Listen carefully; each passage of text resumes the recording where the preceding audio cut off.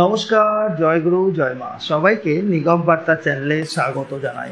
আপনাদের সঙ্গে চলে এসেছি আমি সৌরভ। ঠাকুর নিগমানন্দ সরস্বতী পরমহংসদেব বলেছিলেন, তোরা মানুষ হ, দেবতা হ, ঈশ্বর হ, ব্রহ্ম হ। তোদের এক নিগমানন্দের স্থানে আমি শত সহস্র নিগমানন্দকে দেখতে চাই। তোরাই তো আমার ভগবান। মানুষের মধ্যে ভগবানকে দেখার ইচ্ছা নেই, তিনি জগতে আবির্ভূত হয়েছিলেন গুরুগিরি করতে। তাই আজকে আমাদের বিশেষ আলোচনার বিষয় আধ্যাত্ম জীবন শিল্পী সদ্গুরু শ্রী শ্রী নিগমানন্দ। চলুন শুরু করা যাক আমাদের বিশেষ পর্ব। আর আজকে আমাদের বিশেষ অতিথি শ্রী চপলাড্ড। ওনাকে নিগম বার্তা চ্যানেলে আমরা স্বাগত জানাবো। তবে অনুষ্ঠানের শুরুতেই যিনি আমাদের পরিচালক, তার কাছে ফিরিয়ে দেবো।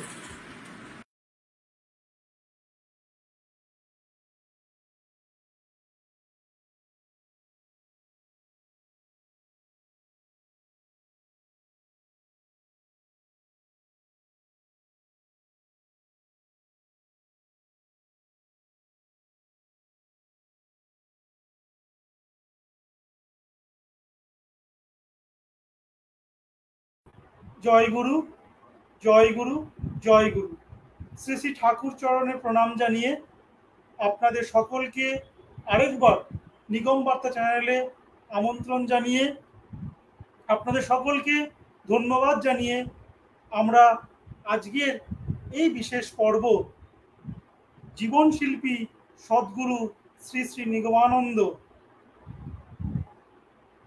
এই অনুষ্ঠানটি শুরু করছি। ঠাকুর মহারাজের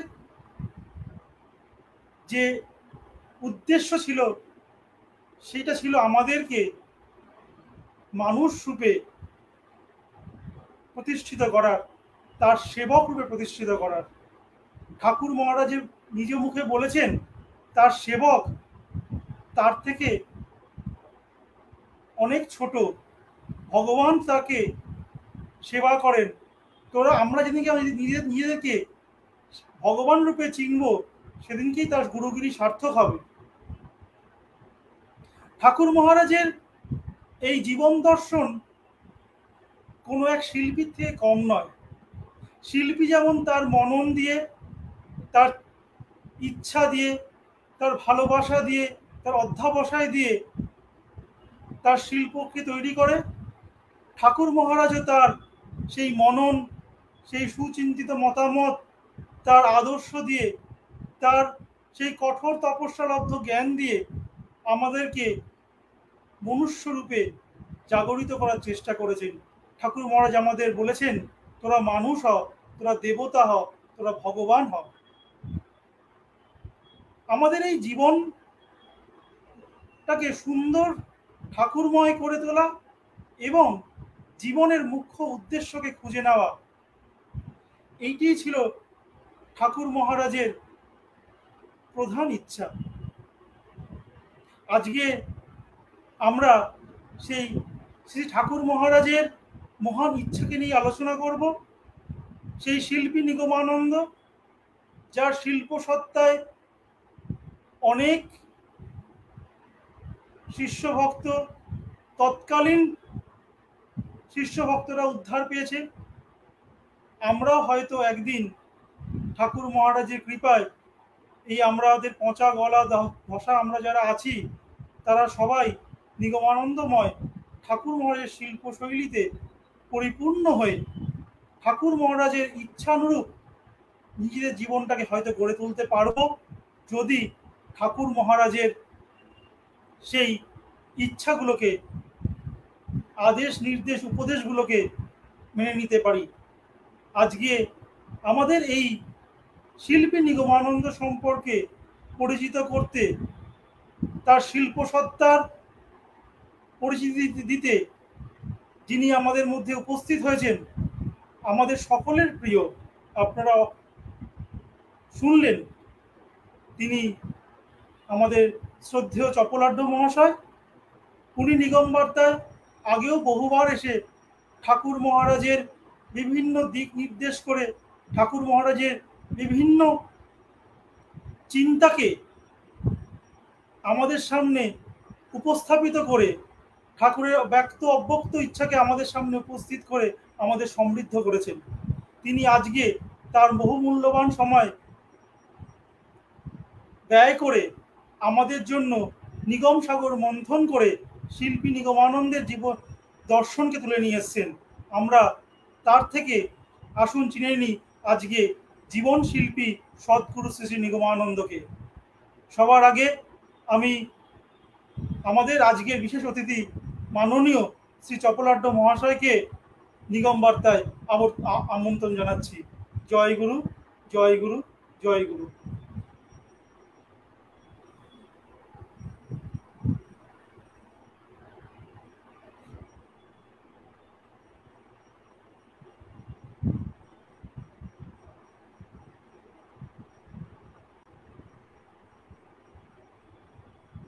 জয় গুরু, জয় গুরু, জয় গুরু।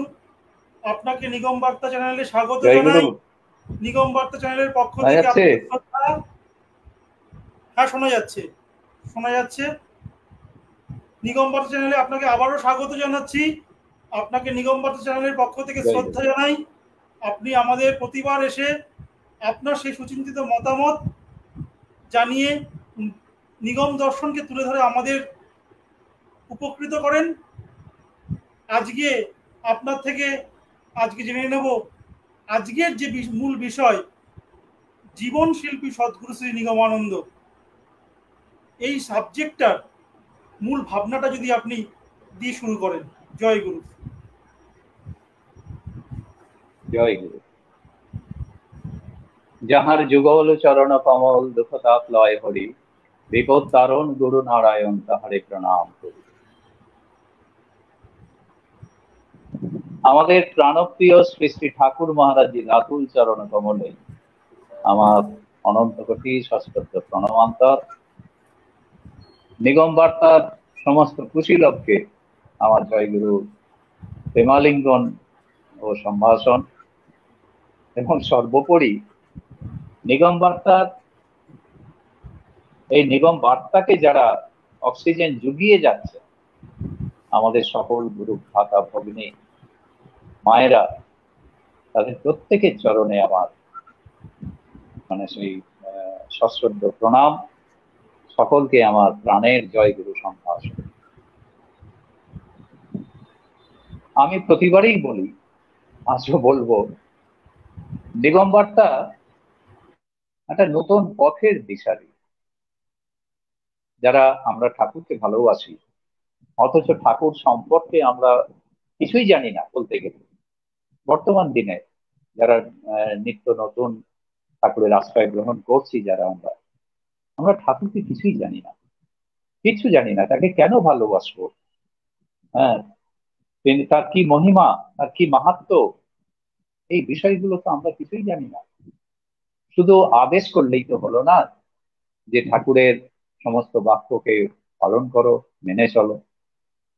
কিন্তু মনে তো প্রশ্ন আসেই, কেন পালন করব, কি হবে তাতে, ইত্যাদি। এই সমস্ত বিষয়গুলো আমাদের মঠাশ্রমের সমস্ত মহারাজরা, সাধু সন্ন্যাসীগণ যারা রয়েছেন, তারা অক্লান্ত পরিশ্রম করছে এই বিষয়গুলো জানাবার জন্য। তারা সারা বছরই এদিক ওদিক ছোটাছুটি করছেন সেই ভক্ত সমাজকে জাগ্রত করার জন্য, ঠাকুরের সেই মহিমাকে জানানোর জন্য। তারা তো চেষ্টা করছেনই, তবে তার সঙ্গে প্রয়োজন আমাদের একটু নিজস্বতা, আমাদেরকে একটু এগিয়ে যেতে হবে। শুধু তারা বললেই তো হবে না, আমাদেরকেও একটু অগ্রসর হতে হবে, আমাদেরকে ঠাকুরের জীবনী পড়তে হবে, তাকে আলোচনা করতে হবে। আমরা যারা সঙ্গে যোগদান করি, তার তো আদেশ সঙ্গে যোগদান করা। তাহলে আমরা যারা আছি, এর মাধ্যমে, এই যোগাযোগের মাধ্যমে, এই আলোচনার মাধ্যমে আমরা তো তাকে জানতে পারি। সেই প্রচেষ্টা তো নিয়ত আছেই, চালু আছেই। তার সঙ্গে এই গত 1 বৎসর কাল অধিক হলো এই নিগম বার্তা ঠিক সেই কাজটি করে চলেছে অনলস ভাবে। তাদের অনেক বাধা, অনেক বিপত্তি আছে, অনেক অসুবিধা আছে আমরা দেখতে পাই, তবু তারা তো এগিয়ে চলেছে। সেই নিগম অনুরাগী যে সকল ভক্ত রয়েছেন, তার শিষ্য রয়েছেন, তাদের কাছে তাই অনুরোধ, আপনারা এই নিগম বার্তাকে ভালোবাসুন, ভালোবেসে মানে সেই নিগম বার্তার সহযোগী হয়ে যান। তবে আমরা সেই ঠাকুরকে আরো বেশি করে চিনতে পারবো নিগম বার্তার মাধ্যম দিয়ে।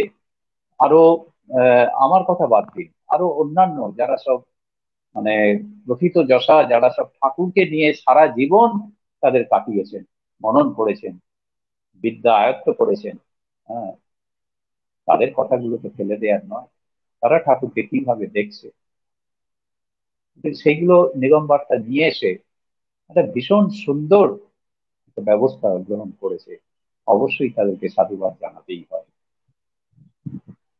তাই আজকে যারা এখানে উপস্থিত হয়েছেন এবং হবেন ক্রমে ক্রমে, তাদের প্রত্যেকেই আমার আবারও জয়গুরু সম্ভাষণ জানাই।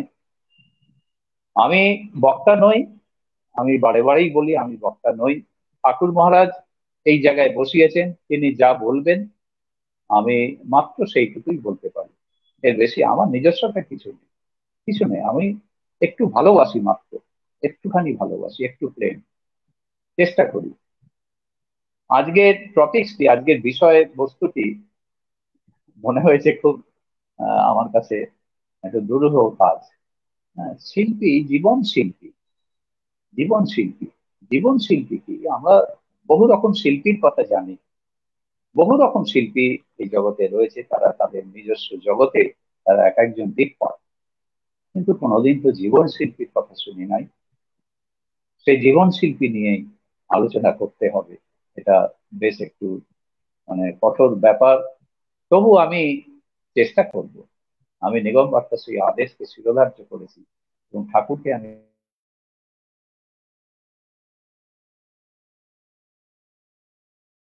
এই তো সময় যদি প্রকাশ করতে পারা যায় তাহলেই যথেষ্ট, তাহলেই আমারও জীবন ধন্য এবং যারা শুনবে তাদেরও জীবন ধন্য। জয়গুরু, আমি মানে শুরু করার প্রাক্কালে আমি ঠাকুর মহারাজের কাছে অবশ্যই ক্ষমা চেয়ে নিচ্ছি। তোমাকে দিয়ে আমি কি বলবো আমি জানি না, তবে আমার ভরসা আছে, আশা আছে যে তুমি আমাকে যা বলাবে আমি সেটাই বলবো।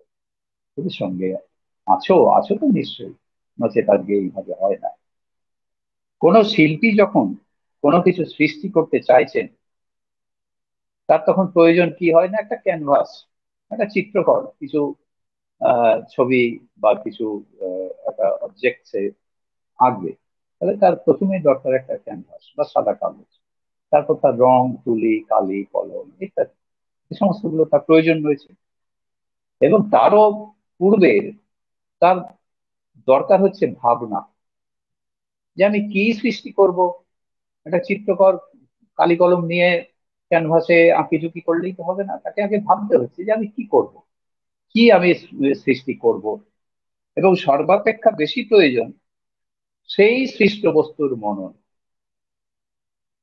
আগে তো ভাবনা এলো যে আমি একটা ফুল আঁকবো, তারপরে তাকে সেটি নিয়ে মনন করতে হচ্ছে আমি কি ফুল আঁকবো, সেই ফুলের প্রকৃতি কি, তার সৌন্দর্যটা কেমন, তাকে মনন করতে হচ্ছে, অনেক গভীরে যেতে হচ্ছে, তবে কিনা সেই শিল্পী তার মানে শিল্পকলাকে একটা সুন্দরভাবে রূপ দিতে পারে। এটা চিত্রকরের ব্যাপার গেল। আবার যদি আমরা ধরি কোনো মৃৎশিল্পী, কুমোরটুলিতে একটাল নরম মাটি নিয়ে সে প্রতিমা তৈরি করছে, কখনো কালী, কখনো দুর্গা, কখনো শিব, কখনো গণেশ ইত্যাদি। কারণ তার ভিতরে আগে তাকে ভাবতে হচ্ছে যে আমি কি তৈরি করব, তার সেই রূপটাকে মনন করতে হচ্ছে, চিন্তন করতে হচ্ছে, তারপর সে সেই নরম মাটির তালটা থেকে সে ওই প্রতিমাটি দাঁড় করাচ্ছে, তখন তার সেই শিল্প সৃষ্টি হলো। তাহলে এগুলো প্রত্যেকের আছে, এরকম যেমন নৃত্যশিল্পী আছে, কণ্ঠশিল্পী আছে, বাচিক শিল্পী রয়েছে, শিল্পী বহু জাতের আছে। কিন্তু আজকে আলোচনা হবে জীবন শিল্পী, অর্থাৎ কিনা আমি যেটা সাধারণত বুঝেছি, জীবন শিল্পী হচ্ছেন আমার, আমি একটা জীব, আমার এই জীবনের ভেতর অন্তর্জীবন আছে। যেমন ফুলকে যখন চিত্রকর চিন্তা করছে, সে ফুলটি দেখতে কেমন, তার রং কিরূপ, তার সৌন্দর্য কেমন, সে মানে ফুটলে কেমন, না ফোটা অবস্থায় সে কেমন, এগুলো তাকে যখন ভাবতে হচ্ছে, মনন করতে হচ্ছে, তখন জীবন শিল্পীকে ভাবতে হচ্ছে এই যে জীব আমার কাছে এসে পৌঁছেছে, এ জীবন শিল্পে প্রবেশ করছে, অন্তর্জগতের মধ্যে প্রবেশ করে তিনি আমার ভিতরটাকে তিনি অবলোকন করে নিচ্ছে, যে আমার ভিতরে কি রয়েছে, আমার প্রকৃতি কি, আমার সৌন্দর্য কি, বা আমার খারাপটা কি ইত্যাদি। কিন্তু এখানে জীবন শিল্পী হচ্ছেন, আমরা সদ্গুরু ঠাকুর নিগমানন্দকে জীবন শিল্পী হিসেবে মানে প্রকাশ করতে চলেছি। সদ্গুরু ঠাকুর নিগমানন্দ হচ্ছেন এমন একজন জীবন শিল্পী, যার চরণাশ্রয় গ্রহণ করলে, যার কাছে পৌঁছে গেলে তিনি কি করছেন না, সেই ভক্ত বা শিষ্যের তার সমস্ত কিছু গতি প্রকৃতি জেনে নিয়ে তার ভিতরে তাকে সেই ঠাকুরের ভাবধারা সেগুলোকে ক্রমশ ফুটিয়ে তুলছে। এটা জীবন শিল্পীর কাজ। আমার যা নেই, আমার যা নেই তিনি তা আমাকে দিচ্ছেন, আমার ভিতর দিয়ে সেটা ক্রমশ ফুটিয়ে তুলছে। এই জীবন শিল্পী, এটি একটি কাজ। আমি এখানে কিছু গ্রন্থাদির আশ্রয় নিয়েছি, কারণ এটি একটি এমন কঠিন ব্যাপার যেকে ঠিক মতো সকলের কাছে উপস্থাপিত করতে গেলে আমাকে কিছু তেমন আমাদের গুরু ভাই যারা সব বড় বড় পণ্ডিত ব্যক্তি ছিলেন, তাদের কিছু তেমন লেখার আশ্রয় আমাকে নিতে হয়েছে। প্রথমেই বলা হচ্ছে অধ্যাত্ম সাধনা একটি বড় শিল্পী, বড় শিল্প, সব থেকে বৃহৎ শিল্প। গুরুর কাছে দীক্ষা প্রাপ্তির পর হতেই শুরু হয় শিষ্যের হাতে কলমে কাজ।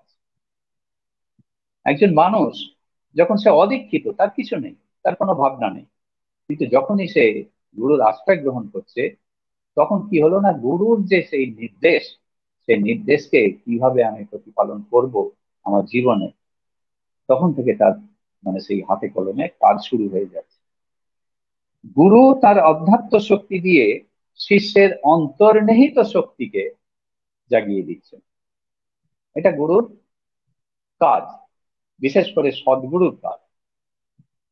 যে সেই গুরু পারে না, আমার ভিতরে কি লুকিয়ে রয়েছে, বা আমার কিছু নেই, হয়তো আমি মহাপাপী, আমার কিছু নেই, কিন্তু আমি যেহেতু গুরুর সম্মুখে আমি এসে পৌঁছে গেছি, গুরুর দৃষ্টির সম্মুখে আমি হাজির হয়ে গেছি, তখন গুরু কি করছেন না, ঠাকুর মহারাজের একটা কথা আপনারা সকলে স্মরণ রাখবেন। ঠাকুর কি চাইছেন না, আমার ইচ্ছা যে তোরা সবাই সেই নিগমানন্দে পরিণত হবি, অর্থাৎ সকলেই আমরা স্বরূপ, আমাদের কি স্বরূপ আমরা জেনে নিয়ে আমরা সেই ব্রহ্মের লীন হব।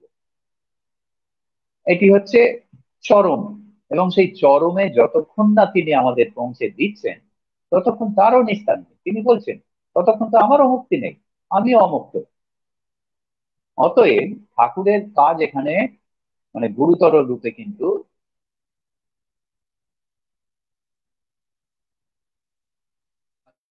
অনেক বেড়ে গেল। তখন তিনি কি করছেন না, আমার ভিতর যা নেই তিনি আমাকে তাই দান করছেন, আমার ভিতর দিয়ে ফুটিয়ে তুলছেন ক্রমশ। আমার সেই অন্তর্মুখী জীবনটাকে তিনি বাইরে টেনে আনছেন।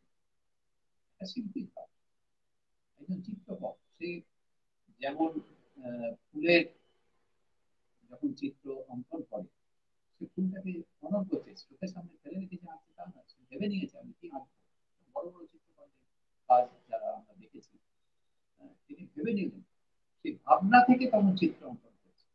তেমনি ঠাকুরের দৃষ্টির সম্মুখে আমরা যখন পড়ে গেছি, তখন ঠাকুর বুঝে গেছেন যে আমাদের কি অবস্থায় আমরা রয়েছি। সেখান থেকে তিনি আমাদেরকে উদ্ধার করছেন, আমাদের ভিতর তখন আস্তে আস্তে সেগুলোকে ফুটিয়ে তুলছে। এটি জীবন শিল্পীর কাজ। অন্তর্জীবনের স্তরগুলো ফুটে উঠে একের পর এক নব নব রূপ। অদৃশ্য শিল্পী তখন গড়ে তুলেন তার সৃষ্টিকে নতুন মহিমা, সৌন্দর্য, সুষমা। বিশ্ব প্রকৃতিতে যে সৌন্দর্য সুষমা লীলা চলছে, সাধারণ শিল্পী প্রকৃতির সেই সৌন্দর্যকে অবলম্বন করে তার শিল্পী সৃষ্টি করে থাকে। আমি আগেই বলি যে কি আছে আগে সেটা তিনি ভেবে নিন। জীবন শিল্পী বা সদ্গুরু তিনি তো জীবকে দেখা মাত্রই তার অন্তরে আমার ছবিটা ফুটে, তাই তিনি এত সহজে আমার ভিতর সেই ভাবকে তিনি জাগিয়ে দিয়েছেন। এবং এসবের জন্য কিন্তু সদ্গুরুর প্রয়োজন হয়, অন্য কোনো গুরু পারবেন না। স্থূল সূক্ষ্ম কারণ নিয়ে যে সত্তা স্তরে স্তরে রয়েছে, যে কর্মরাশি ফলের অপেক্ষায় জন্ম জন্মার্জিত সংস্কারের বোঝা অপসারিত করে শুদ্ধ চিত্ত শুদ্ধ সত্তায় রূপান্তর করে পরম লক্ষ্যে পৌঁছবার আয়োজন যিনি করে দেন, তিনি কি বড় শিল্পী নন? তিনি তোমাকে হাত ধরে পৌঁছে দিচ্ছেন সেখানে, এটা কি তার শিল্প সত্তা নয়? তিনি যদি বড় শিল্পী না হন, তাহলে আমাকে তিনি আমার হাত ধরে সেই জায়গায় কি করে পৌঁছে দেবেন? এটাই বলতে চাইছেন। জড় বস্তুর উপর রং আর তুলির কারবারি তিনি নন। সচেতন শ্রেষ্ঠ জীব মানুষের দেহ মনকে কেন্দ্র করে তার আত্মশক্তির উদ্বোধনের দ্বারা অন্তর্জীবনের যে রূপান্তর ঘটিয়ে যিনি তার সত্তাকে সত্যি প্রতিষ্ঠিত করছেন, সুন্দরে পরিণত ও মঙ্গলের পূর্ণতা এনে দেন, তার আধ্যাত্মিক শিল্পী রূপে তুলনা কোথায়? এই জন্যই বলা হচ্ছে যে জীবন শিল্পী সদ্গুরু শ্রী ঠাকুর নিগমানন্দ। তাহলে সেই জীবন শিল্পীর কাজ আমরা নিশ্চয়ই একটু একটু অনুধাবন করতে পারছি যে আমরা জীবন শিল্পী কাকে বলছি। আমাদের এই যে বর্তমান জীবন আমরা যে চলছি, এই বর্তমানে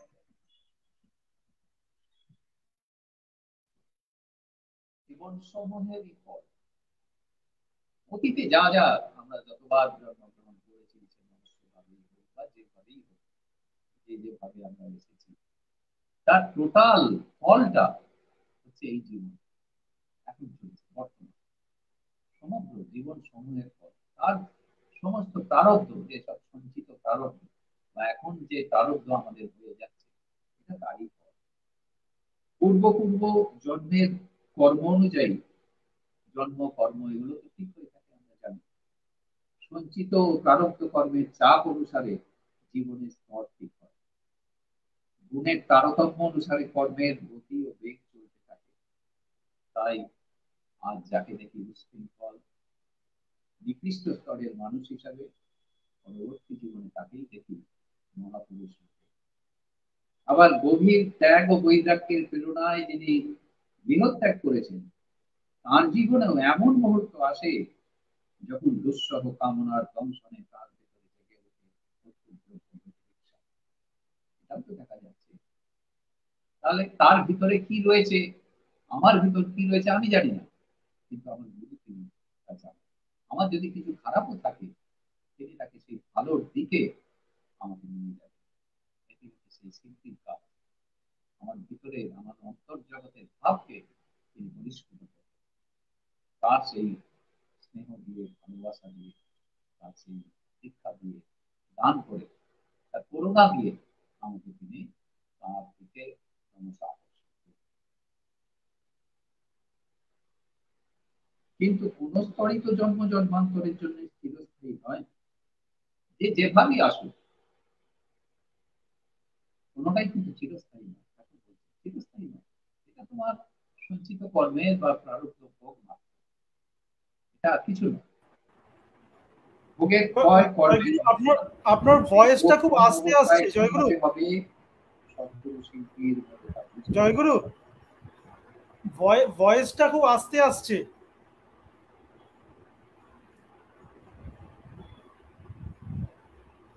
হ্যালো,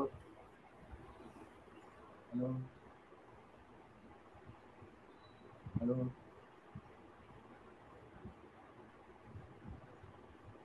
মিক, শোনা যাচ্ছে না? মাইকটা কি দূরে হয়ে গেছে একটুখানি? হ্যালো।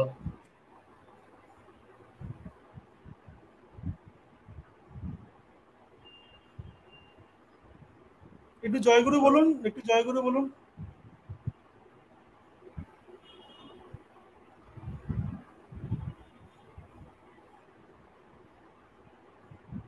জয়গুরু, জয়গুরু, জয়গুরু, ভয়েসটা হট করে একটুখানি আস্তে হয়ে গেল। জয়গুরু। হ্যাঁ, জয়গুরু, জয়গুরু, জয়গুরু। শোনা যাচ্ছে? যাচ্ছে, হ্যাঁ এবার যাচ্ছে। হট করে মধ্যিখানে আসতে হয়ে গেছিল। আপনি জয়গুরু, একটু জয়গুরু। ওটা সামনের দিকে নিন তাহলে। ওটা আমি একটু তোমার কথা সামনের দিকে শুনতে নিন। পাচ্ছি না। তোমার জয়গুরু, কথাও আমি শুনতে পাচ্ছি না। শোনা যাচ্ছে? আমারটা শোনা যাচ্ছে? আপনারা তো শুনতে পাচ্ছি আমি, তবে আস্তে শুনতে পাচ্ছি। আপনি একটুখানি যদি সামনে মাইকটা নেন, আমার মানে ভালো হবে।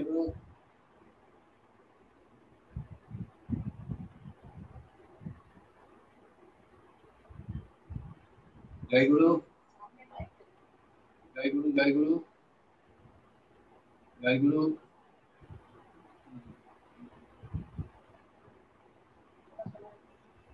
জয়গুরু, জয়গুরু, হ্যাঁ এবার ঠিক আছে। জয়গুরু,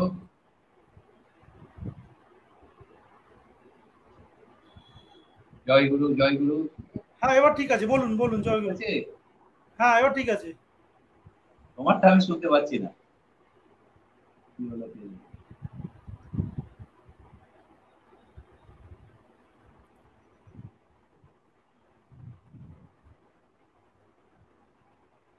জয়গুরু। আমারটা, আমি আমারটা শুনতে পাচ্ছি।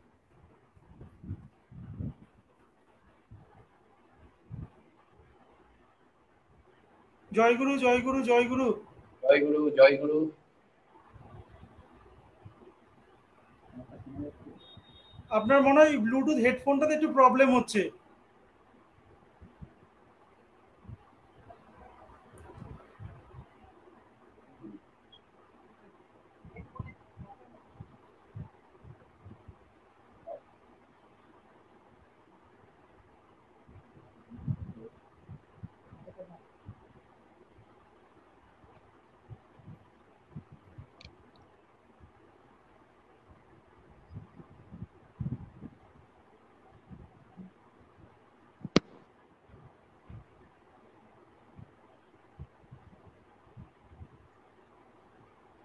জয়গুরু, জয়গুরু, জয়গুরু। শোনা যাচ্ছে জয়গুরু?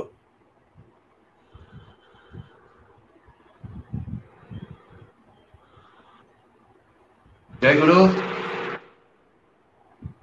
জয়গুরু, বুঝতে হ্যাঁ ঠিক পারছো? আছে, বলুন। শোনা যাচ্ছে, শোনা যাচ্ছে।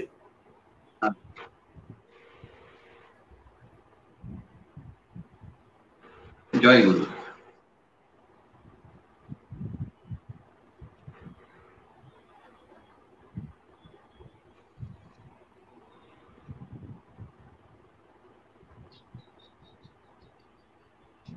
ক্ষমা চাইছি দর্শকের কাছে, আমাদের যারা উপস্থিত আছেন সবার কাছে ক্ষমা চেয়েছি। একটু যান্ত্রিক ত্রুটি।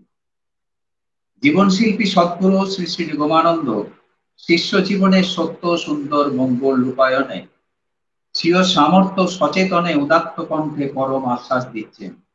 তাকে শিষ্য ও ভক্তগণকে তিনি আশ্বাস দিচ্ছেন, আমি তোমাদের গুরু, তোমাদের সকল কর্মের বোঝা আমি নিজে গ্রহণ করেছি, তোমাদের মুক্তি দেব বলে। আমি আগুন, তোমাদের মাঝে স্ফুলিঙ্গ স্বরূপ বীজ অর্পণ করেছি, তোমাদেরও আগুন করে তুলব। মনে করছে নিশ্চয়ই ঠাকুর মহারাজের এই দাসের বাণী, অভয় বাণী। অগ্নি স্ফুলিঙ্গ চিরন্তন সত্য, তার দায়িকা শক্তি অপ্রতিহত। ইন্ধন শুষ্ক হলে তা দপ করে জ্বলে ওঠে, আর ভিজে হলে তা দেরি হয় না। আর তো কিছু নয়, কিন্তু হবে, জ্বলবে তো একদিন। অগ্নি ও তার দাহিকা শক্তি পৃথক নয়। অগ্নি আছে, তার দাহিকা শক্তি আছে। অগ্নি নেই তো তার দাহিকা শক্তি। যদি গুরু আছেন, সেই গুরু শক্তি ক্রিয়াশীল আছে। সেটি ঠাকুর মহারাজ আমাদের এই এর মাধ্যম দিয়ে তিনি বলতেছেন। কিন্তু একটু সুবিধা অসুবিধা আমাদের ভিতর রয়েছে। সেগুলো হচ্ছে, একটি মৃৎশিল্পী বা কুমোর যখন কিছু মাটির জিনিস সৃষ্টি করছে, তৈরি করছে, তাহলে মাটিটা সেরকম নরম, তার মতো করে সে তৈরি করে রেখেছে। সেইটা থেকে সে তার নিজের মতো করে যা ইচ্ছা তাই রূপ দিচ্ছে। কিন্তু ওই মাটি যদি শক্ত হতো, তাহলে কি পারত তার ইচ্ছা মতো পারত। তেমনি ঠাকুর মহারাজ চাইছেন যে আমাদিকেও ওই রকম একবারে কাদার মতো নরম আমাদের হৃদয়কে সমস্ত আবিলতা মুক্ত হতে, সমস্ত মলিনতা থেকে পরিষ্কার হতে। তবে তো তিনি আমার এই অন্তর জগতে, আমার হৃদয়ের মধ্যে তাঁর সেই ভাবকে তিনি ফুটিয়ে তুলবেন। পারবেন না। একটা ক্যানভাস যতক্ষণ পরিষ্কার নতুন ক্যানভাস বা সাদা কাগজের ওপর চিত্রকর যতটা সুন্দরভাবে সে চিত্র রূপ দিবে, কিন্তু সেই ক্যানভাস যদি আগে থেকেই নোংরা হয়ে থাকে, নষ্ট হয়ে থাকে, বা সাদা কাগজ যদি সাদা না থাকে, তার ভিতর তো তুলতে পারবে না, ফোটাতে পারবে না। ঠিক সেইভাবে আমাদের এই হৃদয় মন্দিরও যদি অপবিত্র হয়ে থাকে, যদি মলিনতায় পূর্ণ হয়ে থাকে, নষ্ট হয়ে থাকে, বিভিন্ন মানে দুরাচার মনের দ্বারা যদি আমরা সদা চিন্তিত হয়ে থাকি, আমার ভিতর দিয়ে তার সেই ইচ্ছাকে কি করে রূপায়িত করবে? এখানে শিল্পী তখন ফেল করবে, সেই জীবন শিল্পী তখন তার কাজ করতে পারবে। এই জন্য এত উপদেশ, এত তার মানে আকুতি, এত আকুলি বিকুলি করে তিনি শিষ্যদের বলছেন, বোঝাচ্ছেন, ওরা আমাকে একটু ভালোবাসে, একটু সামান্য মাত্র ভালোবাস, দেখ তার বিনিময়ে আমি তোদেরকে কি দিই, তোদেরকে আমি অপূর্ণ রাখবো, তোদেরকে যে আমি স্বরূপে পৌঁছে দেব, একেবারে স্বরূপে পৌঁছে দেব। কারণ স্বরূপে আমরা যতক্ষণ না পৌঁছচ্ছি, তুমিও মানে তার মুক্তি নেই, এটা তো আমরা জানি। এরকম এই জীবন শিল্পী মানে তার সম্মুখে এসে ভক্ত শিষ্যের যে কিরূপ ভাব বিহলতা আসতো তার ভিতরে, তার অন্তর্জগৎ থেকে কিভাবে রূপান্তর হতো, তার দু একটি কথা আমি ধরুন। প্রথমেই ধরা যাক, আমি আজ ঢাকার কথা কিছু বলবো। ঢাকায় তো ঠাকুর মহারাজের মানে প্রচুর তিনি দেখে গেছেন, এরকম নমুনা, এরকম লীলা বহু দেখে গেছে। আমি তার থেকে কয়েকটি মাত্র সেবার ঢাকাতে গেছেন ঠাকুর মহারাজ, এই যাবেন, এটা কথা হয়েছে যাবেন,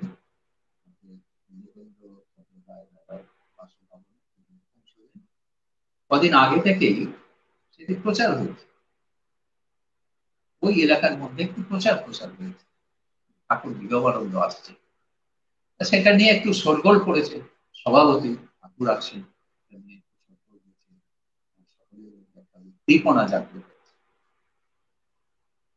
এই যত দিন ঘনিয়ে আসছে তার আশার, তত সেই মানুষের মধ্যে একটা জাগরণ ভাবটা যেন বেশি বেশি হচ্ছে, সকলের আলোচনার কেন্দ্রবিন্দু হয়ে দাঁড়িয়েছে সেই ঠাকুরের আশা।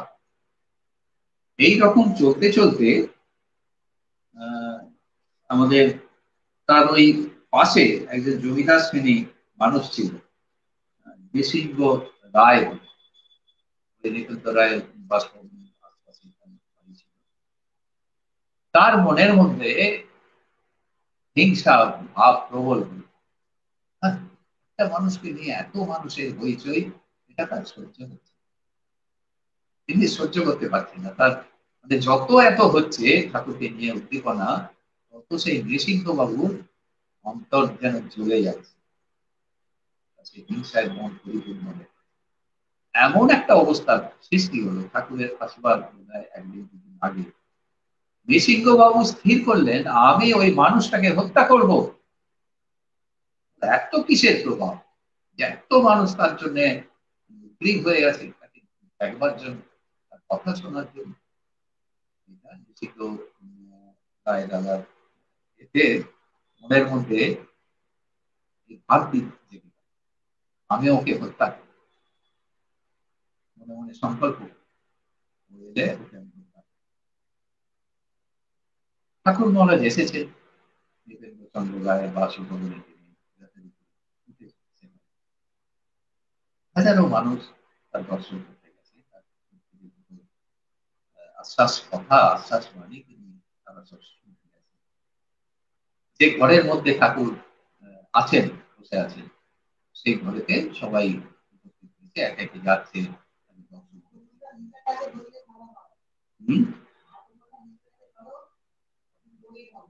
এবার ওই নৃসিংহ রায়ও সেও ওখানে ঢুকেছে, সেও ওই ঘরেতে প্রবেশ করেছে। কেন? সে মনে মনে ভাবলো, আমি যাকে হত্যা করব তাকে আমি একবার দেখে আসি চোখে, কাকে আমি হত্যা করবো, তাকে দেখে আসি ঠিক ঠিক ভাবে, ঠিক মানুষকে হত্যা করবো তো। সেও ঢুকেছে ওই ভক্তদের দল, ঢুকে ঘরের এক কোণে চুপ করে বসে আছে। তার দৃষ্টি কোথায়? সে তখন সেই ঠাকুরের মুখপানে বসে আছে। মানুষজন আসছে যাচ্ছে, কথা বলছে, সে কিন্তু অনড় বসে আছে। ঠাকুর মহারাজ কিন্তু তাকে এক পলক দেখে নিয়েছে। ঠাকুর তাকে দেখে নিয়েছে, সে ঘরে প্রবেশ করতে চোখাচুকি হয়ে গেছে। যখন সবাই বেরিয়ে গেল, সেই মানুষটি বসে আছে, সে তখন উঠে গিয়ে ঠাকুরের পদে পদে ঘুরে আকুল কান্নায় ফিরে গেল, হে ঠাকুর, তুমি আমায় উদ্ধার করো, আমি মহা পাপী, মহাতাপী আমি, তুমি আমাকে উদ্ধার করো। দেখুন, শুধু ঠাকুরের সান্নিধ্য লাভ করেছে, তার দৃষ্টির সম্মুখে সে পৌঁছেছে, তাতেই তার ভিতর পরিবর্তন এসে গেল, তার জীবনের পরিবর্তন। যে কিছুক্ষণ আগে পর্যন্ত তাকে হত্যা করার সংকল্প নিয়ে বসেছিল, ঠাকুরকে দর্শন মাত্রই তার ভিতর তখন উলট পালট হয়ে গেছে। সে তখন ঠাকুরের পায়ে পড়ে কাঁদতে কাঁদতে আমার এই ভিতরকার যে আসরিক শক্তিকে তুমি মানে বধ করো, শেষ করো, আমি মহাপাপী, আমার আশ্রয় দাও। ঠাকুর অন্তর্যামী, বললাম দেবট শিল্পী তিনি, প্রত্যেকের জীবনের ভাব তিনি, মানে তাকে দর্শন মাত্র, শুধু দর্শন কেন, চিন্তন করলেই তার ভাব তিনি বুঝতে পারেন। তিনি বুঝে গেলেন, তাকে আদেশ করলেন, যাও এখন, কালকে এসো। যথারীতি পরদিন নৃসিংহ রায় বাবু ঠাকুর মহারাজ দীক্ষা পান। দেখুন ঠাকুরের কি অপার মহিমা। ঠাকুর জানেন যে ও সংকল্প করেছে আমাকে হত্যা করা, ঠাকুর তাকেও আশ্রয় দিলেন, বল দিলেন। কেন? ঠাকুর তার অন্তরকে জাগিয়ে দিয়েছেন, দেখতে পেয়েছেন নৃসিংহের অন্তরে কি লুকিয়ে রয়েছে, সেটা ঠাকুরের চোখ এড়াবে। দীক্ষা নেওয়ার পর থেকে কি হলো না, সেই নৃসিংহ বাবু পবিত্র শক্তি জেগে উঠল। এবং যেন মনে হচ্ছে সে স্বভাব কবি, যা এতদিন ছিল না, সেটি ঠাকুর মহারাজ সেই জীবন শিল্পী তিনি। তার তার রচিত অনেক কবিতা এরকম ছিল, অনেক কবিতা। তিনি একজন মহান লেখকের রূপান্তরিত। তারপর থেকে সে যতদিন বেঁচে ছিল, ঠাকুরকে ভালোবাসা ছাড়া তার জীবনে আর অন্য কোনো কাজ ছিল না। এটা তো গেল মানে ঠাকুরের সম্মুখীন যারা হয়েছে, ঠাকুরের সম্মুখে যারা পড়েছে তাদের এইটা অবস্থা। আরেকটি এরকম ঘটনা আছে, সেটা ঠাকুরের সম্মুখীন হয়নি, তাতেই ঠাকুরের কৃপা কিভাবে লাভ করছে। ঠাকুর মহারাজ ঘুমাচ্ছেন রাত্রিবেলা, ঘুমাচ্ছেন, হঠাৎ তার ঘুমটা ভেঙে। তিনি দেখলেন যে তার শয্যা পাশে একজন এসে দাঁড়িয়ে, সুদর্শন মানুষ। ঠাকুর তাকে দেখেই বুঝতে পারলেন যে মানুষ নয়, অশরীর, মানুষের রূপ ধারণ করেছে। ঠাকুর তখন তাকে বললেন, "তুমি কে? কি চাই?" সে তখন পরিচয় দিচ্ছে যে আমি বিজয় কৃষ্ণ গোস্বামী, তার আশ্রিত, তার আশ্রিত। আমি দেহত্যাগ করেছি, আমি আপনার কাছে এসেছি, আসবো বলেই আমি এই দেহ ধারণ করে আপনার সম্মুখে এসেছি। কি চাই, কেন এসেছো? না, আমি খুব চিন্তিত আমার ছেলেকে নিয়ে, আমার পুত্রকে। আমার পুত্র বয়সে যদিও কম, অল্প, যুবক মাত্র, তবু সে ভীষণ মানসিক ক্লেশে ভুগছে, মানসিক দ্বন্দ্বতে সে একবার জেলবার হয়ে যাচ্ছে। আমি জানি আপনি তাকে উদ্ধার করতে পারবেন। এটি শুনলেন ঠাকুর। শোনার পর তার নাম ছিল পীযূষ কিরণ চক্রবর্তী। পীযূষ কিরণ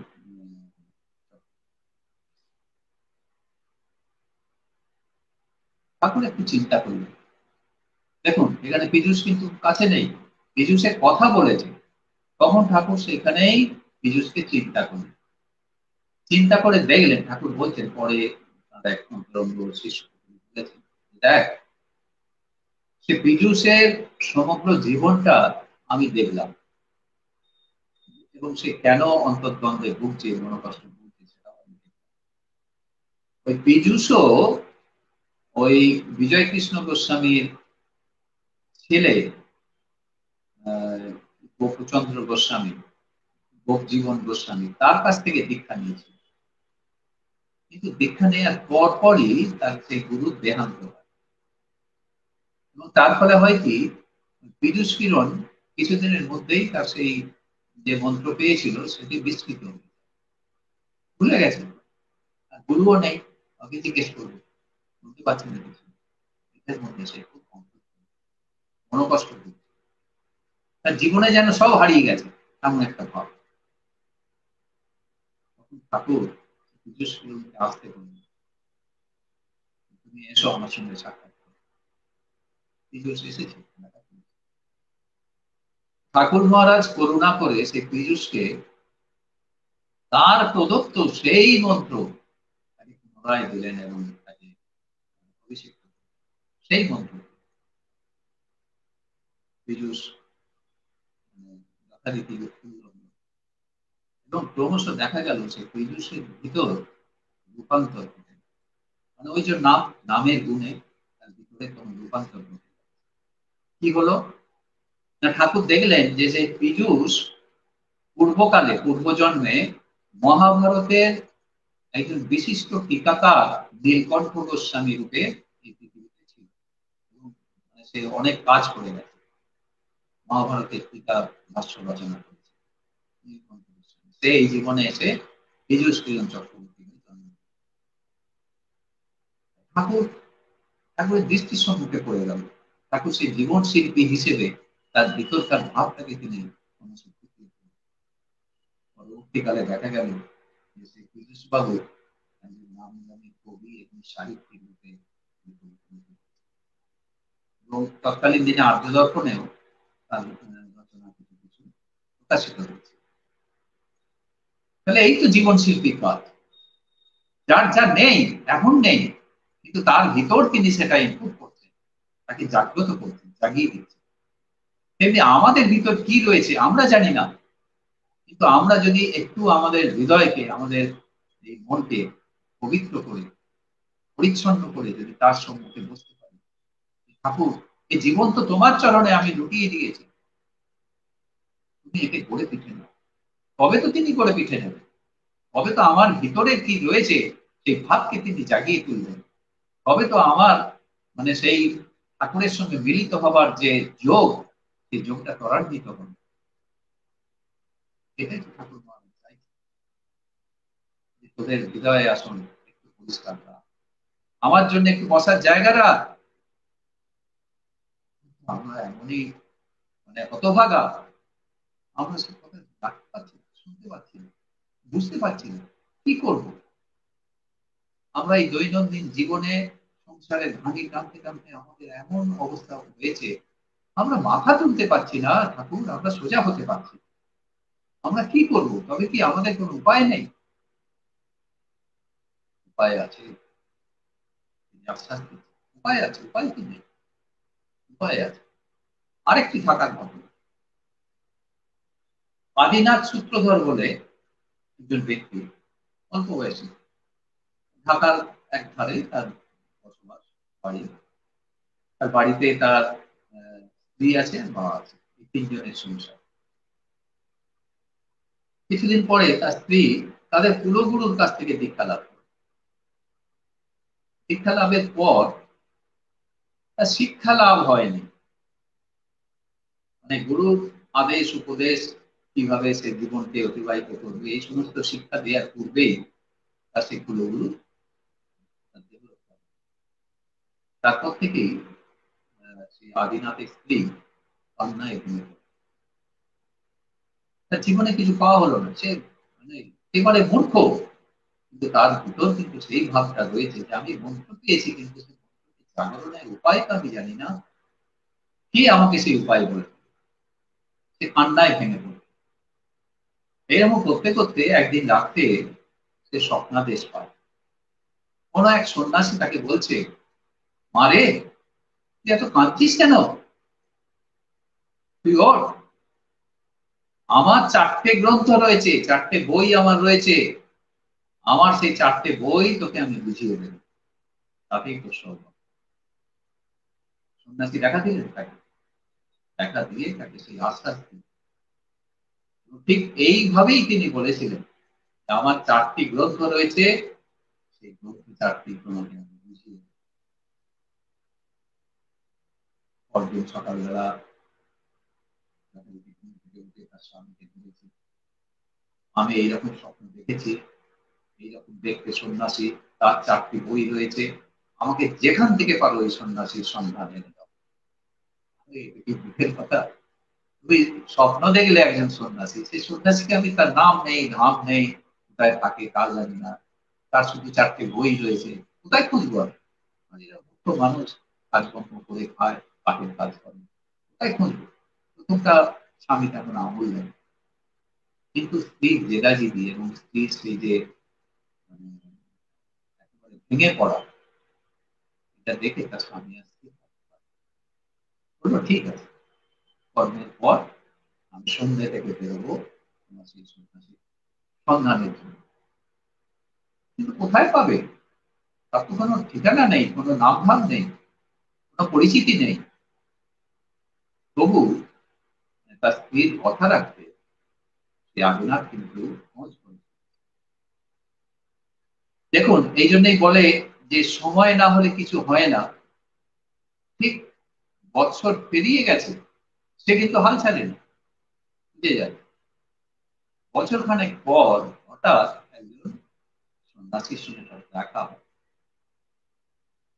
সেই সন্ন্যাসীকে কাঁদন কাঁদন হয়ে তার স্ত্রীর স্বপ্নের আদেশের কথা, সব কথা আছে বলে, দেখুন এই অবস্থা, আমি তো 1 বছর ধরে খুঁজছি, কোথায় তাকে পাবো? নাম ধাম কিছুই জানি না, শুধু এইটুকু আছে যে সেই সন্ন্যাসী 4টে বই আছে, এর বাইরে আর কিছু জানি না।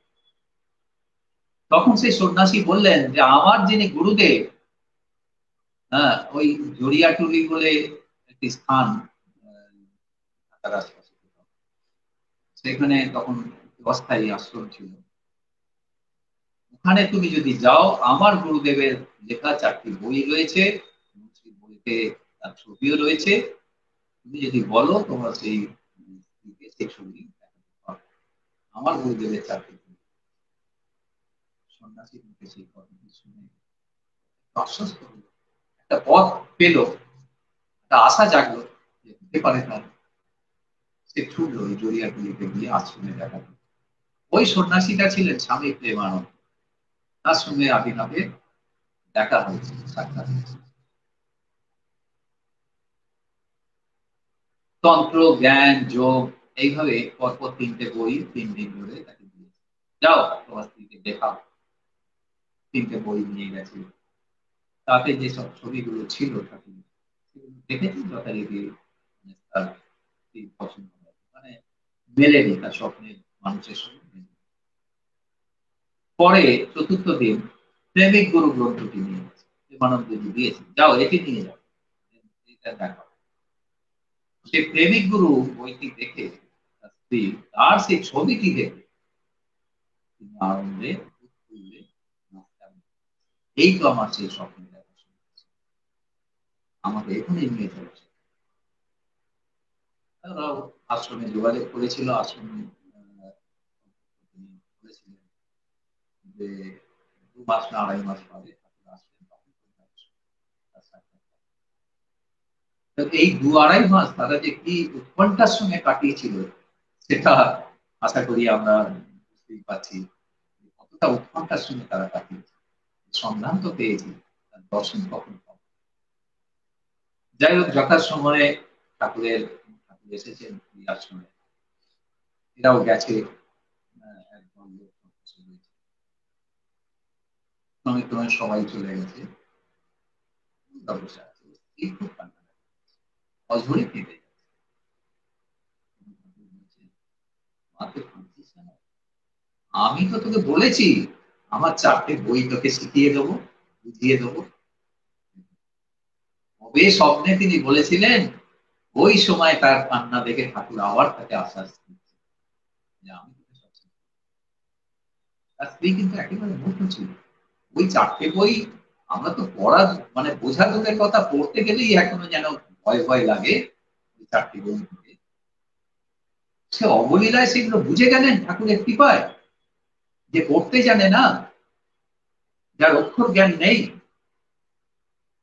তাকে ঠাকুরের কৃপা দেখুন, তার ভিতর যা নেই সেটা জীবন শিল্পীর কাজ। যার যা নেই তার ভিতর সেটাকে তিনি সৃষ্টি করছেন। এটাই তো আমাদের আরাধ্য।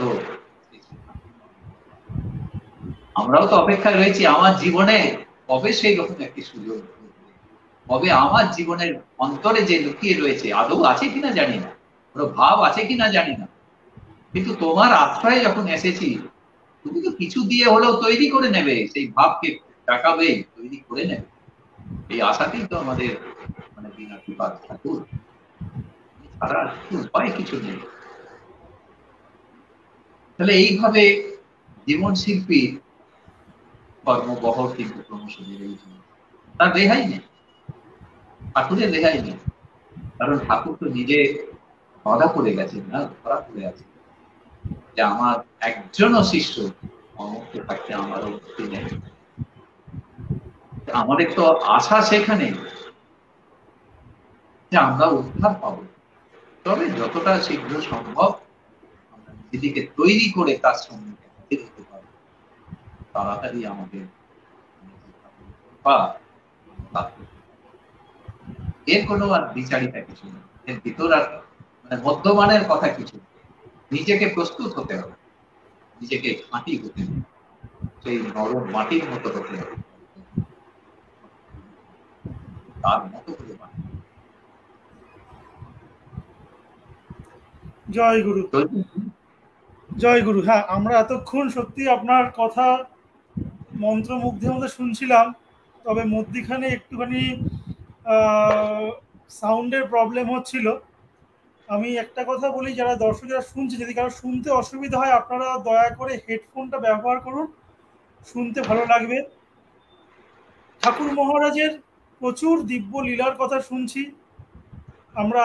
আমাদের ঠাকুর মহারাজ, আমাদের জীবনশিল্পী ঠাকুর মহারাজ, আমাদের জীবনশিল্পী সদ্গুরু শ্রী ঠাকুর নিগমানন্দ সরস্বতী পরমহংসদেবের কথা শুনছিলাম। অহেতুক কৃপাময় ঠাকুর মহারাজ, ঠাকুর মহারাজের শিষ্য না হয়েও শুনলাম কিরম করে তার কৃপার অধিকারী হওয়া যায়। আপনাদের ঠাকুর মহারাজের এই জীবনশিল্পী স্বরূপ সত্তার যদি কোনো অনুভূতি থাকে আপনারা সেটা কমেন্ট করে জানাতে পারেন আমাদেরকে। এবং ঠাকুরের জীবনশিল্পী রূপে আমাদের প্রতিনিয়ত আমাদেরকে গঠন করে চলেছেন, আমাদেরকে উদ্বুদ্ধ করছেন মনুষ্যত্বে উন্নতি হওয়ার জন্য। একটা বাঘের সন্তান হলে তাকে আমরা বাঘের বাচ্চা বলি, ছাগলের সন্তান হলে তারা ছাগলের সন্তান, গরুর হলে সে গরু হয়, কিন্তু মানুষের সন্তান হলেই মানুষ বলা যায় না। মনুষ্যত্ব অর্জন করতে হয়, ধর্ম বোধ জাগরিত করতে হয়। যা ধর্মবোধ জাগরিত হয়নি তাকে মানুষ বলা যাবে না, সে পশুর সমান। শাস্ত্রে আমরা অনেকেই এগুলো শুনেছি, আমরা যারা সঙ্গে সম্মিলন করি, আমাদের যারা অগ্রজ আছেন, মহারাজরা আছেন, তারা আমাদের বহুভাবে এই কথাগুলো বোঝানোর চেষ্টা করেছেন। আপনাদের এই সম্পর্কে যদি কোনো প্রশ্ন থাকে, কোনো মন্তব্য থাকে, কমেন্টের মাধ্যমে অবশ্যই আমাদের জানাবেন। সর্বোপরি নিগম বার্তায় আপনাদের কেমন লাগছে, আপনাদের প্রতিক্রিয়া সেটাও জানাবেন। আমি চপলবাবু অনেকক্ষণ বলছেন, উনিও ওনার বয়স হয়েছে, তাও উনি ওনার সময় নিয়ে আমাদের ঠাকুর নিগমানন্দ, জীবনশিল্পী নিগমানন্দকে চেনাচ্ছেন। তাকে একটু আবার বিশ্রাম দিই। আমরা এখন একটা গান শুনে নিই। বিহার পাটনা থেকে পাপিয়া ভট্টাচার্য শ্রী ঠাকুর মহারাজের চরণে সঙ্গীতাঞ্জলি নিবেদন করছে। পাপিয়া ভট্টাচার্য, জয় গুরু। পৃথিবীতে যা কিছু সুন্দর সবই তো তুমি, সৃষ্টির সাথে আছো তুমি, প্রকৃতির মাঝে আছো তুমি, তোমার আশিসে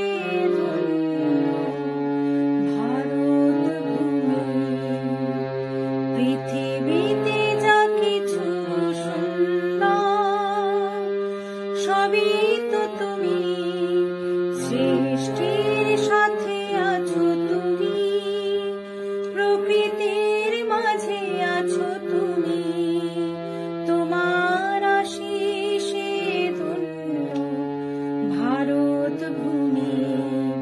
হে ঠাকুর নিগমানন্দ, হে ঠাকুর নিগমানন্দ, হে ঠাকুর নিগমানন্দ,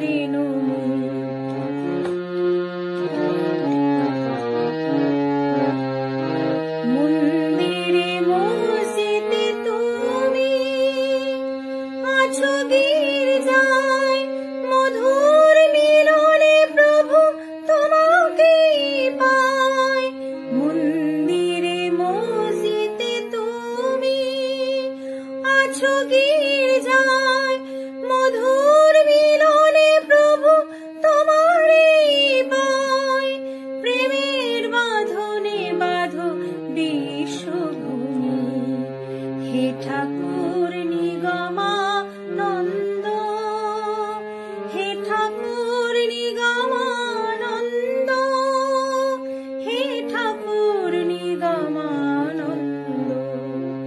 তোমারে নমি প্রভু তোমারে নমি, প্রভু তোমারে নমি, প্রভু তোমারে নমি।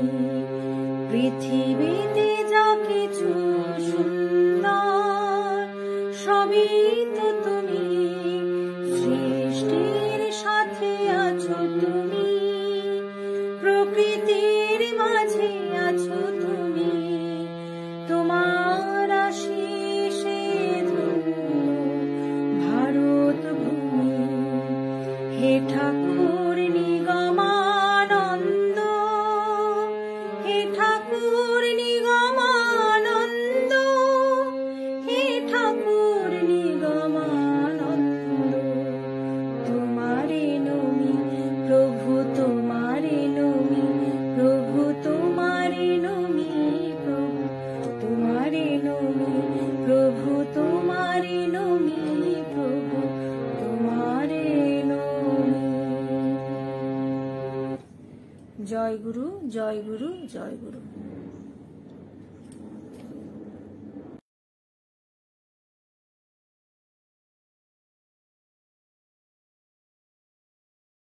জয় গুরু, জয় গুরু, জয় গুরু। পৃথিবীতে যা কিছু সুন্দর সবই সত্যি তো ঠাকুর মহারাজ। ঠাকুর মহারাজই সত্য, ঠাকুর মহারাজই শিবম, ঠাকুর মহারাজই সুন্দরম। সুমধুর একটি সঙ্গীত পরিবেশন করলেন আমাদের বিহার পাটনা থেকে গুরু ভগ্নী শ্রীমতী পাপিয়া ভট্টাচার্য। ওনার মঙ্গল কামনা ঠাকুর মহারাজের চরণে সঙ্গীতময় জীবন প্রার্থনা করি। উনি এরকমভাবেই ঠাকুর মহারাজের চরণে সঙ্গীত নিবেদন করুন, এই প্রার্থনা রাখি। ফিরে আসি আজকের মূল পর্যায়ে। আজকের আমাদের আলোচ্য বিষয় জীবনশিল্পী সদ্গুরু শ্রী শ্রী নিগমানন্দ, কারিগর, মানুষ তৈরির কারিগর ঠাকুর নিগমানন্দ। ঠাকুর মহারাজের সেই মানুষ তৈরির গল্প, অহেতুক কৃপাময় ঠাকুর মহারাজের গল্প, তিনি কিভাবে শিষ্যকে তার বর্তমান অবস্থা উপলব্ধি করে উন্নতির সোপানে একটু একটু করে তুলে নিয়ে যান, সেই গল্প আমাদের শোনাচ্ছিলেন আজকের আমাদের বিশেষ অতিথি শ্রী চপল কুমার আঢ্য মহাশয়। ঠাকুর মহারাজের এই একটি বিশেষ দিক, তিনি আমাদের মানুষ করে তুলছেন। ঠাকুর মহারাজ নিজ মুখে বলেছেন, তোরা মানুষ হ, তোরা দেবতা হ, তোরা ভগবান হ। এক নিগমানন্দের স্থলে শত শত নিগমানন্দ উনি চেয়েছেন। আমরা কতটা সেদিকে এগোতে পারলাম, মন্তব্য কমেন্টের মাধ্যমে করুন। শুধু জয়গুরু জয় মা না লিখে যদি মন্তব্যের মাধ্যমে জানান, তাহলে আমরা অনেক সমৃদ্ধ হই। এর সাথে বলে রাখি, আপনারা যারা নিগম বার্তায় অংশগ্রহণ করতে চান, যেমন আমাদের আজকে পাপিয়া ভট্টাচার্য দিদি করলেন, যদি আপনারা চান আপনাদের গান, আপনাদের ভাব বিনিময় নিগম বার্তায় প্রচারিত হোক, তাহলে আমাদের কমেন্টের মাধ্যমে জানান। আমাদের ফোন নাম্বার দেওয়া আছে, সেই ফোন নাম্বারে যোগাযোগ করতে পারেন। টেলিগ্রাম অ্যাপের মাধ্যমে আপনার গান এবং আপনার ভাব বিনিময়, নৃত্য, আপনারা যেটাই ঠাকুর মহারাজের চরণে নিবেদন করতে চান রেকর্ড করে টেলিগ্রাম অ্যাপের মাধ্যমে আমাদের পাঠিয়ে দেবেন। আমি অনুরোধ করব স্ক্রিনে আমাদের নাম্বারগুলো দিয়ে দেওয়ার জন্য, যে নাম্বারে টেলিগ্রাম অ্যাপের মাধ্যমে আপনারা আপনাদের গান, কবিতা, আবৃত্তি, নৃত্য পাঠাতে পারবেন। স্ক্রিনে যে নাম্বার দেওয়া আছে আমাদের নিগম বার্তার অন্যতম সদস্য মৌসুমী রায় এবং সত্যজিৎ চৌধুরীর নাম্বার। আপনারা দয়া করে এই নাম্বারে আপনাদের রেকর্ড করা ভিডিও পাঠিয়ে দেবেন। আমরা নিগম বার্তার মাধ্যমে ঠাকুর মহারাজের চরণে নিবেদন করব এবং আপনাদের সকল শিষ্য ভক্তদের সামনে তা নিবেদন করব। আসুন আজকের মূল পর্বে ফিরে যাই। আমি স্ক্রিনে আবার আহ্বান করছি আমাদের আজকের অতিথি, আমাদের সকলের শ্রদ্ধেয় শ্রী চপলাঢ্য মহাশয়কে। জয় গুরু। জয় গুরু, জয় গুরু, জয় আমি গুরু। আপনার কাছে একটা ছোট্ট প্রশ্ন রাখবো। হুম। আজকের দিনে যেটা আপনি প্রথম শুরু করলেন, যে একজন চিত্রশিল্পীর দরকার একটি ক্যানভাস, কিন্তু সেই ক্যানভাসটা পরিষ্কার পরিচ্ছন্ন থাকা দরকার। সেখানে অন্য কোনো রঙের দাগ বা অন্য কিছু থাকলে সেই ক্যানভাসে শিল্পী তার মনের চরিত্র গঠন করতে পারবেন না।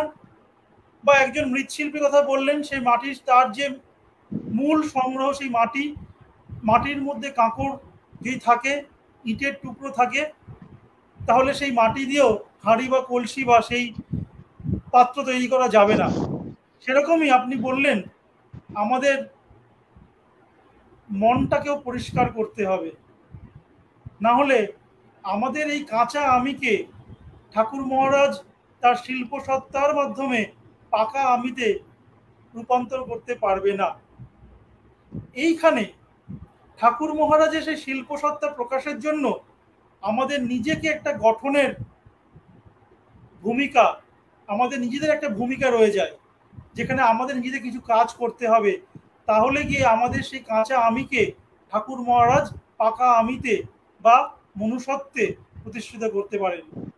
আমাদের সেই দায়িত্বগুলো ঠিক কি কি যদি একটু বলেন, যে আমরা যারা, সময় এখন আমাদের সবার খুব কম, আমাদের হয়তো ঠাকুর মহারাজের সেই জ্ঞানগম্ভীর রাজ্যের মধ্যে বিচরণ করা অতটা সম্ভব হয় না, আমরা অতটা বুঝতেও পারি না। তাহলে আমাদের উপায় কি? আমাদের মধ্যে সেই ক্যানভাসের অন্যান্য রঙগুলো পরিষ্কার করা, বা ওই যে পাথরের টুকরো বা ইটের টুকরো মাটির মধ্যে রয়ে গেছে সেইগুলোকে সরিয়ে ফেলে ঠাকুরের জন্য নিজেকে কিভাবে আমরা প্রস্তুত করতে পারি। জয় গুরু। জয় গুরু, খুব সুন্দর প্রশ্ন। শোনা যাচ্ছে আমার কথা? হ্যাঁ, পরিষ্কার শোনা যাচ্ছে। জয় গুরু। আচ্ছা, জয় গুরু। কবিগুরু রবীন্দ্রনাথের একটি দুটো লাইন বলে আমি আরম্ভ করছি। তোমার কথার আমি উত্তর দেওয়ার চেষ্টা করব মাত্র। অন্তর মম বিকশিত করো অন্তরতর হে, নির্মল করো উজ্জ্বল করো সুন্দর করো হে। এই প্রার্থনা কার কাছে থাকবে? কে করবে? আমি বললাম আর হয়ে গেলাম তা তো নয়। তাহলে আমার এই আকুতিটা কোনো নির্দিষ্ট একটা জায়গায় পৌঁছতে হবে। আকুতি থাকবে, আকুতিটা আকুতির মতোই হবে, আবার নির্দিষ্ট জায়গায় সেটাকে পৌঁছেও দিতে হবে। কাকে? না, আমি তো বলছি অন্তর মম বিকশিত করো অন্তরতর হে। হে অন্তরতর, তুমি আমার অন্তরে যিনি রয়েছেন, আমি তাকেই প্রার্থনা করছি যে আমার ভিতরকার সমস্ত কিছু তুমি বিকশিত করো। সব ঘুমিয়ে আছে, লুকিয়ে রয়েছে, হ্যাঁ, পদ্ম পুষ্প, পদ্মের পাপড়ি মিলবে কখন? তার প্রকাশ হবে, সে মিলে ধরলে তবে তো তার মানে সে পরিস্ফুট রূপ, তার পরিপূর্ণতা লাভ হবে। তেমনি আমার ভিতরও যা কিছু ঘুমিয়ে রয়েছে, যা কিছু ভালো, যা কিছু শুভ, তাকে তুমি জাগিয়ে তোলো। হে প্রভু, তুমি তাকে জাগিয়ে তোলো। এবার তোমার প্রশ্ন হচ্ছে যে তাকে জাগিয়ে তোলার উপায়টা কি? আমরা তো সদা মানে দুশ্চিন্তাগ্রস্ত। তাহলে আমরা আমাদের এই অন্তরকে কি করে পরিষ্কার করব, কিভাবে আহ আমার ভিতরে সেই রূপকে জাগরিত করা যায়? দেখুন, এর সহজ সরল উত্তর হচ্ছে ঠাকুর মহারাজের যে শৃঙ্খলা, আমরা যখন তার আশ্রয় গ্রহণ করছি, দীক্ষা নিচ্ছি, আমাদেরকে তিনি আদেশ দিচ্ছেন, ঠাকুরের আদেশ। হয়তো দীক্ষা দাতা আমাকে আদেশটা করছেন, কিন্তু সেটা তো ঠাকুরের আদেশ। তাহলে সেই ঠাকুরের আদেশকে প্রতিপালন করা হচ্ছে আমার জীবনের প্রথম ব্রত, প্রথম একদম। তার সঙ্গে আমার লিঙ্ক হচ্ছে, গুরুর সঙ্গে আমার লিঙ্ক হচ্ছে, তিনি যা বলছেন সেটাকে মান্যতা দেয়া। তিনি কি বলছেন? যে দেখো, তোমরা কিছু পারবে না, তোমরা কিছু পারবে না বলেই তোমাদের হয়ে আমি সবকিছু করে রেখেছি। দেখুন, এইরকম গুরু কেউ বলবে না, কেউ বলেনি আজ পর্যন্ত। তিনিই বলেছেন তোরা কিছু পারবি না, তোদের জন্য আমি সবকিছু করে রেখেছি। তাহলে আমরা যখন কিছুই পারবো না, তাহলে আমার কাছে কি আশা করো? না, তোদের কিছু করতে হবে না, তো তোদের সাধন ভজনের দরকার নেই। তোদের সেই মানে বনে জঙ্গলে গিয়ে সংসার ত্যাগ করে কিচ্ছু করার দরকার নেই। শুধু আমি যে শৃঙ্খলাটুকু দিচ্ছি তাকে মান্যতা দে। তিনি যে পঞ্চ নিয়মের কথা বলে গেলেন, সেগুলো কি এমনি এমনি? আমার জীবনকে রূপান্তরিত করব, তার অন্তরে আমি যে মানে আমার ভাবকে দিতে চাইছি, কিভাবে হবে? না, তার কর্মকে প্রতিপালন করে, তার আদেশকে আমার শিরোধার্য করে। আর তো কিছু নয়। তিনি আমাদের সাধন ভজন কিছু চাইছেন না, করতে বলছেন না, কারণ সে ক্ষমতা আমাদের নেই, আমরা সেটা পারবো না। কিন্তু আমাদের যেটা রয়েছে সেটা হচ্ছে তার সেই উপদেশকে, তার আদেশকে প্রতিপালন করা। তার আদেশকে যদি আমরা প্রতিপালন করতে পারি, তাহলে আমাদের ভিতরটা আস্তে আস্তে আস্তে আস্তে সে ময়লা মুক্ত হতে থাকবে। হবেই, হতেই হবে, এটা তার আশীর্বাদ। হতেই হবে, একটু একটু করে নিজেকে ঘষে মেজে একটু একটু করে তৈরি করা। আমরা যেমন ঠাকুর না চাইলে তার কোনো গ্রন্থরাজিকে আমরা আমাদের ভাব দ্বারা গ্রহণ করতে পারবো না। দেখুন, অনেক বিদ্বান রয়েছে, পণ্ডিত মানুষ রয়েছে, যারা পড়তে পারে, পড়ে দু কলম লিখবে, বলবে ঠাকুর এটা বলেছেন, ওটা বলেছেন, কিন্তু নিজের জীবনে সেটাকে ফলাবার বেলায় দেখা যাচ্ছে লবডঙ্কা পাচ্ছে না। তাহলে শুধু ওই বিদ্যা শিক্ষার দ্বারা ওটা হবে না, তার সঙ্গে দরকার হচ্ছে মননশীলতা, আমার ভাব, আমার প্রেম, ঠাকুরের প্রতি আমার শ্রদ্ধা। শ্রদ্ধাবান জ্ঞানতে লবণ। শ্রদ্ধাবান, শ্রদ্ধার দ্বারাই জ্ঞান অর্জন হবে, আর কিছু না, অন্য কোনো উপায় নেই, একমাত্র শ্রদ্ধার দ্বারা। নহি জ্ঞানান্ন মুক্তি। আর জ্ঞান যতক্ষণ না অর্জন করা যাচ্ছে, ততক্ষণ মুক্তি নেই। মুক্তি মানে কি? তার সঙ্গে আমার যে যোগ, সেটা হবে না যতক্ষণ না জ্ঞান হচ্ছে। সেই জ্ঞানটা কি? না আমি ঠাকুরের আশ্রিত, ঠাকুর কে, ঠাকুরের ভাবধারা কি, এই বিষয়ে জ্ঞান। আমি বলছি না যে আমি ঠাকুর হয়ে যাব, সেটা জ্ঞান, সেটা বলছি না, কিন্তু ঠাকুরকে ভালোবাসার যে জ্ঞান, ঠাকুরকে ভালোবাসতে হবে, এই জ্ঞানটা আমার মধ্যে আসতে হবে। সেটা যতক্ষণ না আসছে, আমি ঠাকুরকে চিনব না, ঠাকুরের কোনো কথা আমার কাছে খাটবে না তখন। তাহলে সেই জ্ঞানটা আহরণ করতে গেলে আমাকে শ্রদ্ধা করতে আগে জাগরণ করতে হবে। শ্রদ্ধা চাই, ঠাকুরের প্রতি শ্রদ্ধা, ঠাকুরের নির্দেশের প্রতি শ্রদ্ধা। ঠাকুর তো বলছেন যে আমি থাকবো না, আমার দেহ থাকবে না, কিন্তু আমার এই মঠ আশ্রম, আমার যা কিছু নিয়ম শৃঙ্খলা, এটাই তো তখন আমি, একেই আমার দেহ বলে তোমরা জানবে, তার প্রতি শ্রদ্ধা জ্ঞাপন করতে হবে। সেই শ্রদ্ধা আসবে কি করে?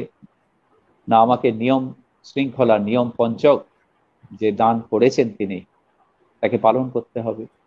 নিয়ম পঞ্চক খুব খুব সাধারণ কথা মনে হলেও এর ভিতর দিয়ে যে তিনি আমাদেরকে কি করতে চেয়েছিলেন সেটা সত্যি অপূর্ব বিষয়। যদি কোনোদিন সুযোগ হয় এই বিষয়ে যদি আলাপ আলোচনা হয়, সেদিন বোঝানো যাবে যে এই 5টি নিয়ম হয়তো সকলের কাছে মনে হয় যে অতি সাধারণ জিনিস, কিন্তু অতি সাধারণ হলেও আমরা কিন্তু পালন করি না। এটাই আমাদের দুর্গতি, আমাদের দুর্মতি, যে আমরা তাকেও পালন করি না। সবাই বলে এই তো কি আর্য দর্পণ, এই মাসিক চাঁদা একটু পাঠিয়ে দিই, এই মুষ্টি ভিক্ষা আজকাল আর রাখে না কেউ সেইভাবে। কিন্তু তার ভিতর যে কি অন্তর্নিহিত শক্তি তিনি ইনপুট করেছিলেন সেটা তো আমরা জানি না। তার ভিতর দিয়ে আমরা কতখানি অগ্রসর হতে পারি আমরা জানি না, এগুলো আলোচনা হয়নি। এই নিয়ম শৃঙ্খলাকে পালন করতে হবে ঠিক ভাবে, তার নির্দেশ অনুসারে। তাহলে কিন্তু আমরা দেখব যে তার প্রতি আমার শ্রদ্ধা জন্মেছে, এবং সেই শ্রদ্ধা এলেই আমার তখন একটু একটু করে আমার ভিতরের সেই যে ঘুমিয়ে রয়েছে অন্ধকার ভাবটা তখন একটু একটু করে আলোকিত হবে। তখন আমি আর তুমি তখন একাকার হয়ে যাবে, এই অবস্থাটা আসবে। এবং তিনি তো বলছেন যারা আমার, তাদের অন্তিম সময় আমি তো থাকবো, আমি যেখানে আমার দৃষ্টির বাইরে কেউ যাবে না, আমার দৃষ্টির বাইরে কেউ যাবে না, এই তো তিনি বলছেন। অতএব তার কথাকে অবিচারে করিয়া আদেশ পালন। বিচার কি? বিচারের আমরা কি জানি? ঠাকুর মহারাজের এরকম অহেতুক কৃপা দেখুন, যখন সেই এতে কোকিলামুখে আসামে আবার আসন প্রতিষ্ঠা হবে, জগৎগুরুর আসন, তিনি স্বামীজিকে বললেন, সত্যানন্দকে, যে এই আসন প্রতিষ্ঠা তুমি করো, তোমাকে করতে হবে। স্বামীজি বলছেন, ঠাকুর এই তুমি কি আদেশ দিচ্ছ? আমি আর কিছুই জানি না, আমি কিচ্ছু জানি না, এই ব্রাহ্মণগীতি আমার দ্বারা হবে না, আমি পারবো না। কেন রে, কি অসুবিধে? না, আমি কিছু জানি না, আমি করব কি করে? ও আচ্ছা, তুই আমার কাছে সরে আয়। ঠাকুর মহারাজ তখন তার সে ব্রহ্ম তালুকে হাত রেখে আশীর্বাদ করলেন, দেখ এবার পারবি? হ্যাঁ ঠাকুর, পারবো। দেখুন সেই মুহূর্তের মধ্যে স্বামীজির ভিতর তিনি সেই শক্তি তাকে চালান করে দিলেন। পারবি নাকি? তোর তো আছে, তোর ভিতর সব রয়েছে, তুই জানিস না, সব নিদ্রিত হয়ে রয়েছে, সুপ্ত অবস্থায় রয়েছে, তাকে তিনি জাগিয়ে দিলেন, সেই শক্তির জাগরণ করে দিলেন মুহূর্তের মধ্যে। তখন কি করলেন স্বামীজি? তখন সেই একদম সুচারুভাবে সেই জগৎগুরুর আসন প্রতিষ্ঠা করলেন। তাহলে এইরকম তার তো অজস্র ভুড়ি ভুড়ি তার প্রমাণ রয়েছে, ঠাকুর এগুলো করেছেন। তার মানে কি তিনি বলতে চাইছেন যে দেখো তোমাদের ভিতর সেই শক্তি লুকিয়ে রয়েছে, আমি সেই শক্তি জাগরণ করতে এসেছি, তোমার যা নেই তোমাকে আমি তাই দেব, কিন্তু তার জন্যে তোমাকে দুপা এগোতে হবে, তোমাকেও এগিয়ে আসতে হবে, তোমাকে সেই পবিত্রতা ভাব নিয়ে তোমার অন্তরে সেই পবিত্র ভাবকে জাগাতে হবে, তোমার অন্তরকে পরিষ্কার করতে হবে। আস্তে আস্তে এসো, আমি তো উদাত্ত আহ্বান জানিয়ে রেখেছি, তোমরা এসো। তোমরা যদি পিছিয়ে থাকো তাহলে তো আমার কোনো ক্ষমতাই কাজ করবে না, তোমাদিকে এগিয়ে আসতে হবে আমার কাছে, আমার তো সেই উদাত্ত আহ্বান তোমার কাছে রয়েছে। এরকম আরেকটি করুণার কথা মনে পড়ে, 1340 সালে এবছর যেখানে সম্মেলনী হবে এই জোরপাকড়ি আশ্রমে, সেখানে তিনি আছেন, সে বছর সম্মেলনী হবে 1340 সালে। 13ই পৌষ ঘটনাটা ঘটেছিল। ঠাকুর মহারাজের কাছে দীক্ষা নেওয়ার সময় একটি ঘটনা, তাতে ঠাকুরের একটা অলৌকিক শক্তির নিদর্শন পাওয়া গেছিল। কুচবিহার জেলা সদস্য কমলাকান্ত দাদা সেই দীক্ষার্থী কারা কারা দীক্ষা নেবে তার একটা লিস্ট করেছে, তালিকা তৈরি করেছে। সেই নম্বর অনুযায়ী তাদের সব ডাকছেন, লিস্টভুক্ত করেছে। এবার একজন ভদ্রলোক তার নাম ধরে ডেকেছে, সে এসে হাজির হয়েছে। তাকে দেখেই ঠাকুর মহারাজ খেপে গেছে। হেই, তুমি কেন এখানে? তোমাকে তো আমি দীক্ষা দেব না, তোমার কি চাই? সে যখন বলল যে আমিও তো দীক্ষা নেব, তখন ঠাকুর বললেন, তুমি কি চালাকি করার জায়গা পাওনি? তোমার তো দীক্ষা আগে হয়ে গেছে। দেখুন তার মুখের দিকে তাকিয়ে, সে লাইনে দাঁড়িয়ে রয়েছে দীক্ষা নেবে, তার মুখের দিকে তাকিয়ে ঠাকুর তাকে ভর্ৎসনা করছে, তোমার তো দীক্ষা হয়ে গেছে, আবার কি দীক্ষা নেবার জন্য এখানে এসেছে? ঠাকুর খুব চটে গিয়েছিলেন এবং ঠাকুর বললেন, তুমি তো একজন সদ্গুরুর কাছেই আশ্রয় গ্রহণ করেছো, ভোলাগিরি মহারাজের তুমি আশ্রয় গ্রহণ করেছো, আবার তুমি আমার কাছে এসেছো। যথারীতি ঠাকুর খুব ক্ষিপ্ত হয়েছিলেন যে তার মতো সিদ্ধ মহাপুরুষের কাছে দীক্ষা নিয়ে আবার আমার কাছে এসেছো মন্ত্র নিতে। তুমি তো জানো আমরা উভয়ই শঙ্করপন্থী এবং এক সম্প্রদায় ভুক্ত, এইটাই তার রাগের কারণ। আমরা যারা সেখানে উপস্থিত ছিলেন সেই সময় সকলেই বেশ অবাক হয়ে গেলেন ঠাকুরের এই কথায়। তখন সে ভদ্রলোকটি কেঁদে কেটে ঠাকুরের কাছে বললেন যে হ্যাঁ, আপনি ঠিকই বলেছেন, আমি তার কাছ থেকেই মন্ত্র পেয়েছি, কিন্তু তার মন্ত্রে কোনো ফল হচ্ছে না। সে বলছে ঠাকুরকে, আমি নিয়েছি দীক্ষা, কিন্তু তার মন্ত্র নিয়ে আমার কোনো ফল ফলছে না, এই জন্যে আমি আপনার চরণে এসে পৌঁছেছি। তখন ঠাকুর একটু শান্ত হলেন, বলছেন যে তাই বলো, আসলে হয়েছে কি? যে বললেন যে তো সবার হয়ে যাক, তারপর তুমি আসবে। উনি এসেছিলেন। ঠাকুর মহারাজ বুঝলেন যে তুমি মন্ত্র গ্রহণ করেছো ঠিক আছে, কিন্তু সেই মন্ত্রের চৈতন্য হয়নি, সেই শক্তি জাগরণটুকু হয়নি। সেই জাগরণ তিনি করে দিলেন। এহেন শক্তিধর পুরুষ তিনি। এই তো জীবন শিল্পীর কাজ, যার যা নেই তাকে তাই অনায়াসে তিনি তাই দান করছেন। এরকম কত ঘটনা রয়েছে, কত ঘটনা। সেও ধন্য হয়ে গেল, তার সেই মন্ত্র শক্তির জাগরণ হলো। হ্যাঁ বলো, জয় গুরু। আমার এইখান থেকে একটা প্রশ্ন আমার মাথায় এলো, আমি পরবর্তীকালে দর্শকদের যদি কোনো প্রশ্ন নেব, তার আগে আমার একটা প্রশ্ন আছে যে এইটা তো শুনলাম অবিচারে করে আদেশ পালন এবং ঠাকুর মহারাজের নির্দেশিত যে নিয়ম পঞ্চম মানতে হবে, এবং সেটা ওই একদম কোনো কিছু চিন্তা ভাবনা করে চোখ বন্ধ করে মানতে হবে এবং ঠাকুরের কাছে প্রার্থনা করতে হবে উনি যেন আমাদের কৃপা করে সেই ঠাকুরের যোগ্য কাঁচা আমি হতে পারি। তো এটা একটা হয়ে গেল গুড বয়ের নিদর্শন। এবার যারা ধরুন ব্যাড বয়, আমাদের মতো যারা ব্যাড বয়, ঠাকুর মহারাজ সব কাজ ঠিক করে করতে পারে না, তো যখন কোনো শিল্পীর কাছে যখন কোনো ধরুন ধরুন যে মূর্তি বানায় তার কাছে পাথর বা শক্ত কাঠ এলো, তখন তাকে হয়তো একটু জোরেই প্রহার করতে হয় সেই মূর্তিটাকে ঠিক বানানোর জন্য, কারণ সেই কাঠটা একদমই ভালো নয় বা সেই পাথরটা খুবই শক্ত, শিল্পীর নির্দেশ মানছে না। তো আমরা যখন এরকম ব্যবহার করি, ঠাকুর মহারাজের কথা ঠিক মানছি না, তখন ঠাকুর মহারাজকেও কি সেই শিল্পীর মতো মাঝে মাঝে ছেনি হাতুড়ি ধরতে হয় আমাদের জন্য? তখন শিল্পী নীলমানন্দ কি করেন? সেটা হয়তো করেন, কঠোর হতে হয়, কিন্তু তার সেই কঠোরতা আমরা সহ্য করতে পারবো তো? নিজেকে নিজে প্রশ্ন করতে হবে। যদি সত্যি সত্যি আমি নমনীয় হলাম না, অথচ আমাকে উদ্ধার করার দায়িত্ব তো তার, তিনি আমাকে উদ্ধার করবেন, তখন তিনি কি করবেন?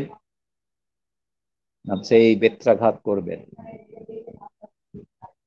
সহ্য করতে পারা যাবে তো? পারবো তো সহ্য করতে? তার সেই কঠোর শাসনকে আমরা আমাদের এই দেহে সহ্য করতে পারবো তো? অতএব আমরা যখন বুঝছি, আগে থেকেই সাবধান হয়ে যাওয়া দরকার। এর তুলনা আর কিছু নেই, এর থেকে এর তুল্য কিচ্ছু নেই। নিজেকে একেবারে মাটি করে দেয়া, একবারে ভিজে বেড়ালের মতো তার চরণে গিয়ে মিউ মিউ করা, যে প্রভু ওই আঘাত তুমি করো না, তোমার আঘাত সহ্য করার ক্ষমতা আমার এই দেহে নেই, আমার মনে নেই, আমার শরীরে নেই। জয় গুরু, জয় আমার গুরু। ভুল তো আছেই, ভুল তো আমি করবই, জীব মাত্রই ভুল করব। তুমি পিতা, তুমি তো আমাকে উদ্ধার করবে। কিন্তু আমরা যদি চালাকি হই, একটু চালাকি করি, যে তিনি যা বলছেন তাকে যদি একটু যদি আমরা অগ্রসর হই, তাহলেই তিনি খুশি হবে। তিনি বারবার বলছেন, তার পরিচয়টা একবার চিন্তা করো তো, তার তার যে নিজের পরিচয় তিনি দিচ্ছেন, সেটাকে একবার যদি আমরা একটু স্মরণ করি। তিনি বলছেন যে আমি তো সাধারণ মানুষ, পশু পক্ষী কীট পতঙ্গ ইত্যাদি জীবন অতিক্রম করে জন্ম জন্মান্তরের সাধনার পর এই জন্মে ভগবানকে জেনেছি, সত্য লাভ করেছি, ব্রহ্ম জ্ঞান হয়েছে। তিনি তার নিজের পরিচয় দিচ্ছেন না এইভাবে, যে আমিও তো সাধারণ মানুষ ছিল, তার থেকে তো আমি নিজেকে এইভাবে উন্নীত করেছি ক্রমশ। আর সাধনার পর এই ব্যক্তিত্ব ধ্বংস হওয়ায় আমার ভিতর দিয়ে জগৎগুরুর ইচ্ছায় লীলায়িত হয়ে উঠেছে। আমি কালকে স্বামীজি মহারাজের ওই একটি গ্রন্থ পড়ছিলাম, তাতে গুরু ও গুরুতত্ত্ব সম্পর্কে একটা জায়গায় একটুখানি টপিকস রয়েছে।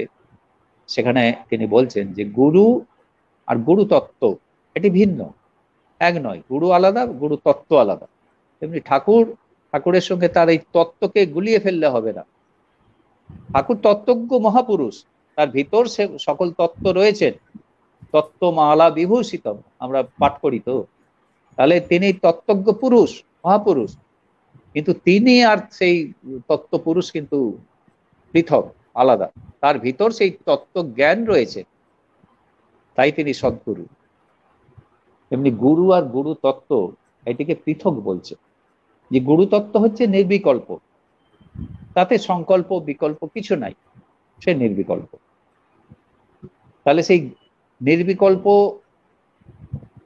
তিনি লাভ করেছিলেন, সেই গুরু তত্ত্ব তিনি লাভ করলেন, যেটা ব্রহ্মতত্ত্ব। সেটি লাভ করে আসার পর তিনি এই কথা বলছেন যে দেখো, আমি তো সাধারণ মানুষ, জন্ম জন্মান্তর ধরে সাধনা করতে করতে করতে আজকে এই জন্মে এসে এইটা হয়েছে, আমার এই হয়েছে।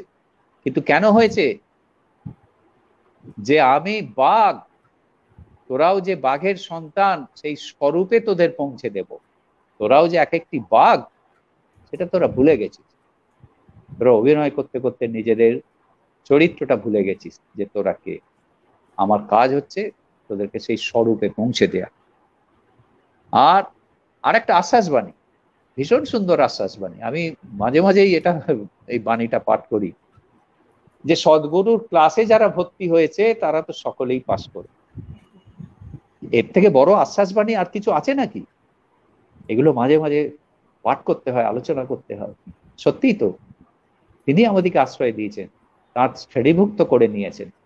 আমরা তো ফেল ওসব কিছু নেই, পাস আমরা করব। একটু সময়ের অপেক্ষা। একটু ভালো ছেলে, ফার্স্ট বয় সেকেন্ড বয় যত তাড়াতাড়ি পড়াশোনা ভালো করতে পারে, আমরা ব্যাড বয়, তোমার কথায় আমরা যারা পিছনে রয়েছি, হয়তো আমাদের একটু দেরি হতে পারে। কিন্তু তিনি আশ্বাস দিয়েছেন না, যে পাস বাবা তোমরা সবাই করবে। তবে ওই যে তুমি বললে, ওই শক্ত হওয়াটা ঠিক নয়, শক্ত হলে তার আঘাতও পেতে হবে, সে আঘাত সহ্য করা অসুবিধা, আমাদের পক্ষে সম্ভব নয়, আমাদের পক্ষে অসম্ভব, আমরা পারবো না। আমি দেখেছি আমার জীবদ্দশায় আমি দেখেছি আমার জেঠুকে, তিনি তো ঠাকুর মহারাজের অতি প্রিয় পার্ষদের একজন ছিলেন, অতি প্রিয়। তিনি যেখানে যখন যেতেন তাকে আহ্বান করতেন, এই চলায়, তিনি ছুটতেন। সেই পার্ষদ যে, তারও অন্তিম পর্বটা এত কষ্টকর হয়েছে, যেটা আমরা চোখে দেখতে পারি। মনে প্রশ্ন জাগতো, মনের মধ্যে একটা বিরূপ ভাব জাগতো, যে ঠাকুর যে তোমার তারও এই দুর্দশা। তখন তখন তো বুঝিনি কিছু, তখন এটা মনে আসতো, কিন্তু এখন তো বুঝি যে আসলে তার মানে মলিনতাগুলো তো থাকলে তার কোলে বসতে পারবো না, তাই যেটুকু বাকি ছিল ময়লা মাটি তাকে তো পরিষ্কার করে নিচ্ছে। তিনি যখন যাচ্ছেন তার সেই মুখের মধ্যে স্মিত হাস্য ফুটে উঠছে। আমার বাবাকেই দেখেছি, কথাবার্তা চলে গেছে, সেরিব্রাল স্ট্রোক, কলকাতার নার্সিংহোমে ভর্তি হয়েছে। অন্তিম সময় ঠাকুরের একটি ফটোমূর্তি তার সামনে রাখা ছিল বিছানার পাশে। মা তাকে জিজ্ঞেস করছে যে তুমি কি ঠাকুরকে দেখতে পাচ্ছ? মানে ডাক্তার জবাব দিয়েছে। তিনি ইশারা করলেন, কথা নেই, বাঘ ফুরাই আছে, ইশারা করলেন, ঠাকুর তো আছেন এখানে। তাহলে এই যে জিনিসগুলো, এইগুলো আমরা ভুলি কি করে? এ তো আমাদের জীবনেও হবে, আমাদের প্রত্যেকের জীবনে এই অবস্থা আসবে। এটা তিনি বলেছেন যে অন্তিম সময়ে আমি থাকবো, যেখানেই থাকি আমি আসবো। এর থেকে বেশি বা এর থেকে বড় আশ্বাস বাণী আর কি থাকতে পারে? বাস আমরা করব, শুধুমাত্র আমাদের একটু ধৈর্য ধরতে হবে বা আমাদের একটু ভালোবাসাটুকু তাকে দিতে হবে, আর কিছু না। আমি নিগম বার্তার মাধ্যমে মানে সকলকে বলতে চাই, অবশ্যই সকলেই ঠাকুরের প্রিয়, আমরা সকলেই ঠাকুরের প্রিয়, কেউ কম নয়, কেউ আমরা কম নয়, সকলেই ঠাকুরের প্রিয়। এবং আমরা যেন কখনোই মানে প্রতিযোগিতায় না নামি যে কে বেশি প্রিয়, কে কতটা আমরা ভালোবাসি, এইটা দরকার নেই, এটা দরকার নেই। আমার মনের মধ্যে থেকে প্রস্তুতি হলেই হবে যে তিনি যা পছন্দ করেন আমি সেটা করছি কি না, এইটা দরকার। অতএব এই সদ্গুরুর ক্লাস, ঠাকুরের প্রিয় কর্ম সম্পাদন, খুব মূল্যবান কথা ওরা বললেন। এছাড়া তো গতি নেই। আমরা তাকে ভালোবাসবো কিভাবে? তাকে ওই এক থালা মিষ্টি দিয়ে ফল দিয়ে তাকে ভালোবাসা যায় নাকি? ভালোবাসা যায় না ওইভাবে। জয় গুরু, জয় গুরু। হ্যাঁ, আজকে তিনি, হ্যাঁ বলো। না না, বলুন বলুন বলুন বলুন। তিনি যে চাইছেন যে সেবা, সেবা ধর্মের ভিতর দিয়ে তোদের জীবনের পরিবর্তন আমি দেখতে চাই। তার মানে কি আমাদের ভিতর যত মলিনতা রয়েছে নয়, এই সেবার ভিতর দিয়ে সেগুলো দূর হয়ে যাবে। তুমি একটা রাস্তার কুকুরকে তুমি যদি খেতে দাও, সেটাও জীব সেবা করা হলো অবশ্যই, কারণ সেও তোমার মুখাপেক্ষী। তোমার ধর্ম হচ্ছে তাকে দুটি অন্ন দেয়া সেই মুহূর্তে। এইভাবে বিভিন্ন সেবার তো কোনো অন্ত নেই, বিভিন্ন ভাবে সেবার মাধ্যমে আমরা নিজেদিকে মার্জিত করতে পারি। অতএব আজকে আমার এইটি সকলের কাছে প্রার্থনা থাকবে যে আমরা যেন সেই সেবার মাধ্যমে যে যেমন পারি, যতটুকু পারি, যা পারি, হ্যাঁ, ছাদে দুটো গম ছড়িয়ে দিয়েও পাখিরা খাবে, এই যে আনন্দ, কে দেবে? এই আনন্দ কোথায় পাবে? আমি ছড়িয়েছি, পাখিরা খাচ্ছে, এই আনন্দটা কোথায় পাবে?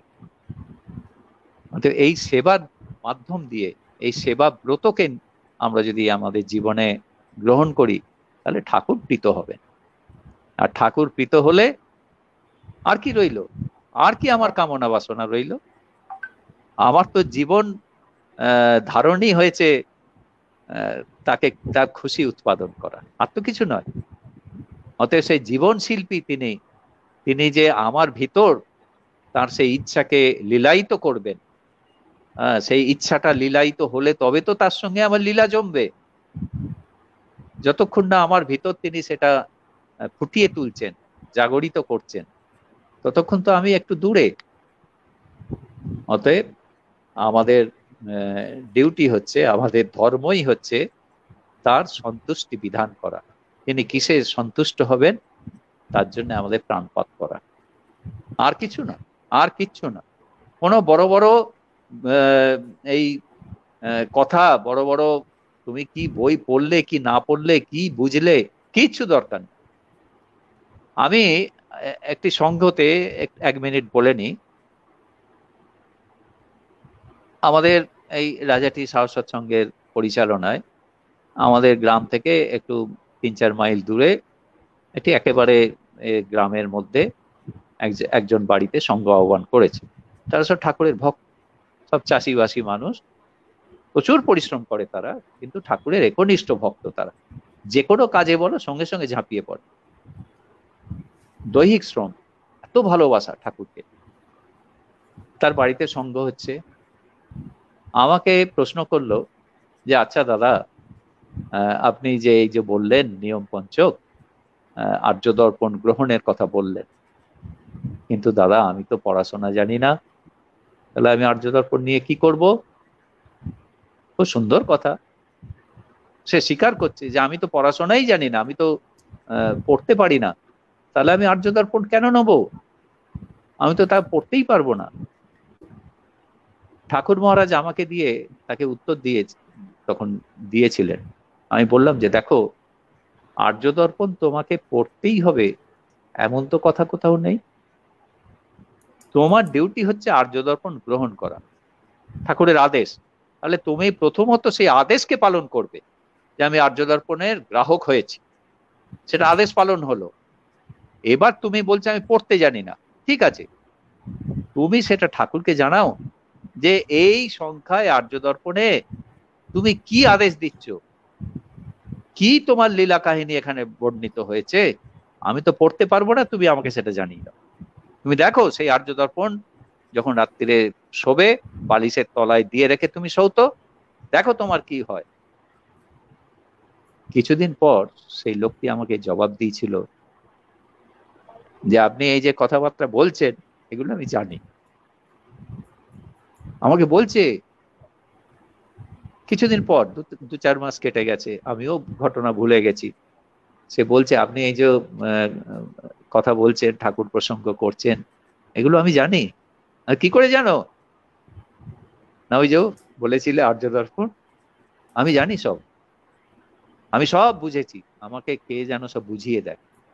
দেখুন, এটা হচ্ছে ভক্তপ্রাণ মানুষ, সে কিছু জানে না, সে খালি আকুলতা দিয়ে ঠাকুরকে জানিয়েছিল যে প্রভু তোমার আর্য দর্পণ আমি নিচ্ছি তোমার কথা রাখতে, কিন্তু আমি তো পড়তে জানি না, তাহলে এই আর্য দর্পণের জ্ঞানটা যেন আমার ভিতর আসে, তুমি সেটা।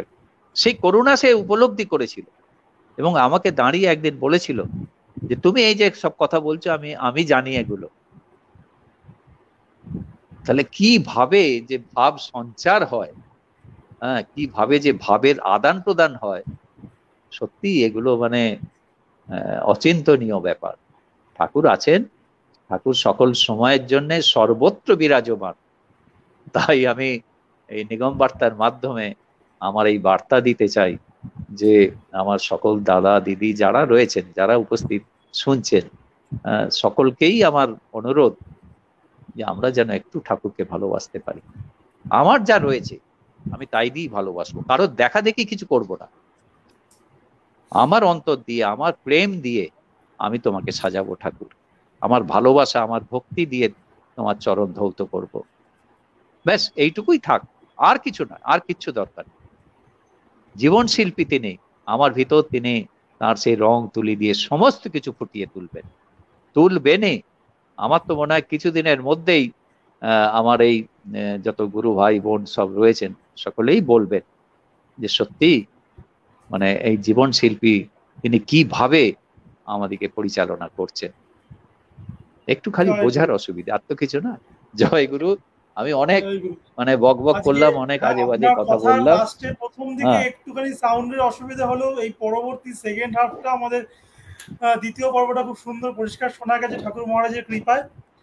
আজকে আমাদের আলোচ্য বিষয় জীবন শিল্পী সদ্গুরু শ্রী নিগমানন্দ, আমাদের আজকে মাননীয় বক্তা, যিনি আমাদের ঠাকুর মহারাজের এই শিল্প নৈপুণ্য তুলে ধরলেন আমাদের সকলের সামনে, মাননীয় শ্রী চপলাঢ্য মহাশয়।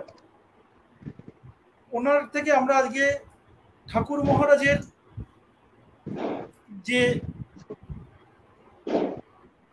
সেবাদর্শ, সেইটার মাধ্যমে আমরা আজকে শেষ করছি। তবে আমরা কয়েকটা কমেন্ট নিয়ে নেব, যদি কোনো কমেন্ট থাকে আমি অনুরোধ করবো কমেন্টগুলো দেওয়ার জন্য। অনেকটা টাইম হয়ে গেছে আজকে, প্রায় তাই 1 ঘন্টা 40 মিনিট, 1 ঘন্টা 40 মিনিট হয়ে গেছে। কখন সময় পেরিয়ে গেল সত্যি বুঝতে পারলাম না। তাই তো, আমিও তো খুব যদি কোনো চিন্তায় ছিলাম যে কি বলবো এই সমস্ত আলোচনায়, কিভাবে অংশ ঠাকুর নেব, আমিও খুব দুশ্চিন্তায় ছিলাম। ঠাকুর মহারাজের কৃপাতে যদি আপনাদের ভালো লাগে অবশ্যই আমাদের কমেন্টের মাধ্যমে জানাবেন। আপনাদের যদি কোনো মন্তব্য থাকে কমেন্ট করুন। আমি সোনারদাকে অনুরোধ করব যদি কোনো কমেন্টস থাকে ভক্তদের থেকে তাহলে কমেন্টস দেওয়ার জন্য। রূপাঞ্জলি নন্দীগ্রামী মা, উনি লিখছেন, আমি ঠাকুরের অধম কন্যা, মনের কালিমা তিনি মুছিয়ে দেবেন, এই আমার বিশ্বাস, তিনি গড়ে পিটে নেবেন। জয়গুরু, ঠাকুর তোমাকে যেন একটু ভালোবাসতে পারি। মানিকপাড়া ঝাড়গ্রাম। মানিকপাড়া ঝাড়গ্রাম থেকে উনি লিখছেন। সত্যি এইটাই এতক্ষণ উনি ব্যাখ্যা করছিলেন যে আমাদের ঠাকুর মহারাজকে কাছে অকপটে প্রার্থনা করতে হবে যেন ঠাকুর মহারাজের সেই কৃপা আমাদের বর্ষিত হোক, আমরা নিজেকে ঠাকুর মহারাজ গঠন করতে পারি। পরবর্তী অন্য কোনো কমেন্ট থাকলে নিয়ে নেব। তবে এই দিদি কিন্তু প্রথমত একটু ভুল বলেছেন, তিনি নিজেকে অধম কন্যা রূপে দেখছেন। আমার এতে আপত্তি রয়েছে। আমরা কেউ অধম নই, জয়গুরু জয়গুরু। কেউ সত্যি অধম সত্যি নই। আমরা অধম আমরা কিসে? উত্তম, তার জন্যই ঠাকুর মহারাজের চরণে আসতে পেরেছি। নিশ্চয়ই, অবশ্যই। জয়গুরু অধম জয়গুরু আমরা নই, আমাদের নিজেদের সেই মনের বল রাখতে হবে। অধম আমরা কেউ নই, তিনি তার দৃষ্টির সম্মুখে পড়েছি, অধম আবার কোথায়? শুধু আমার জয়গুরু। ভাব ভক্তিকে একটু জাগরিত করতে হবে। ওইটা একটু কম আছে, ওইটা একটু, তাহলেই তো হয়ে গেল। ক্লাসে ঢুকে গেছি, আর খারাপ কেউ আমরা নই, ব্যাড বয় ব্যাড গার্ল আমরা কেউ নই। অতএব অধম জয়গুরু কথাটা জয়গুরু আমরা কেউ কখনো যেন না বলি। তিনি রাগ করেন, তিনি খুশি হন না অধম বললে। জয়গুরু। অভাব আমরা আছে, অভাবটা তিনি পূরণ করবেন, সেটা ঠিক আছে, তার জন্য প্রার্থনা থাকবে। অধম আমরা নই। আর আর আর কোনো কমেন্ট থাকলে একটু দিয়ে দিতে বলবো।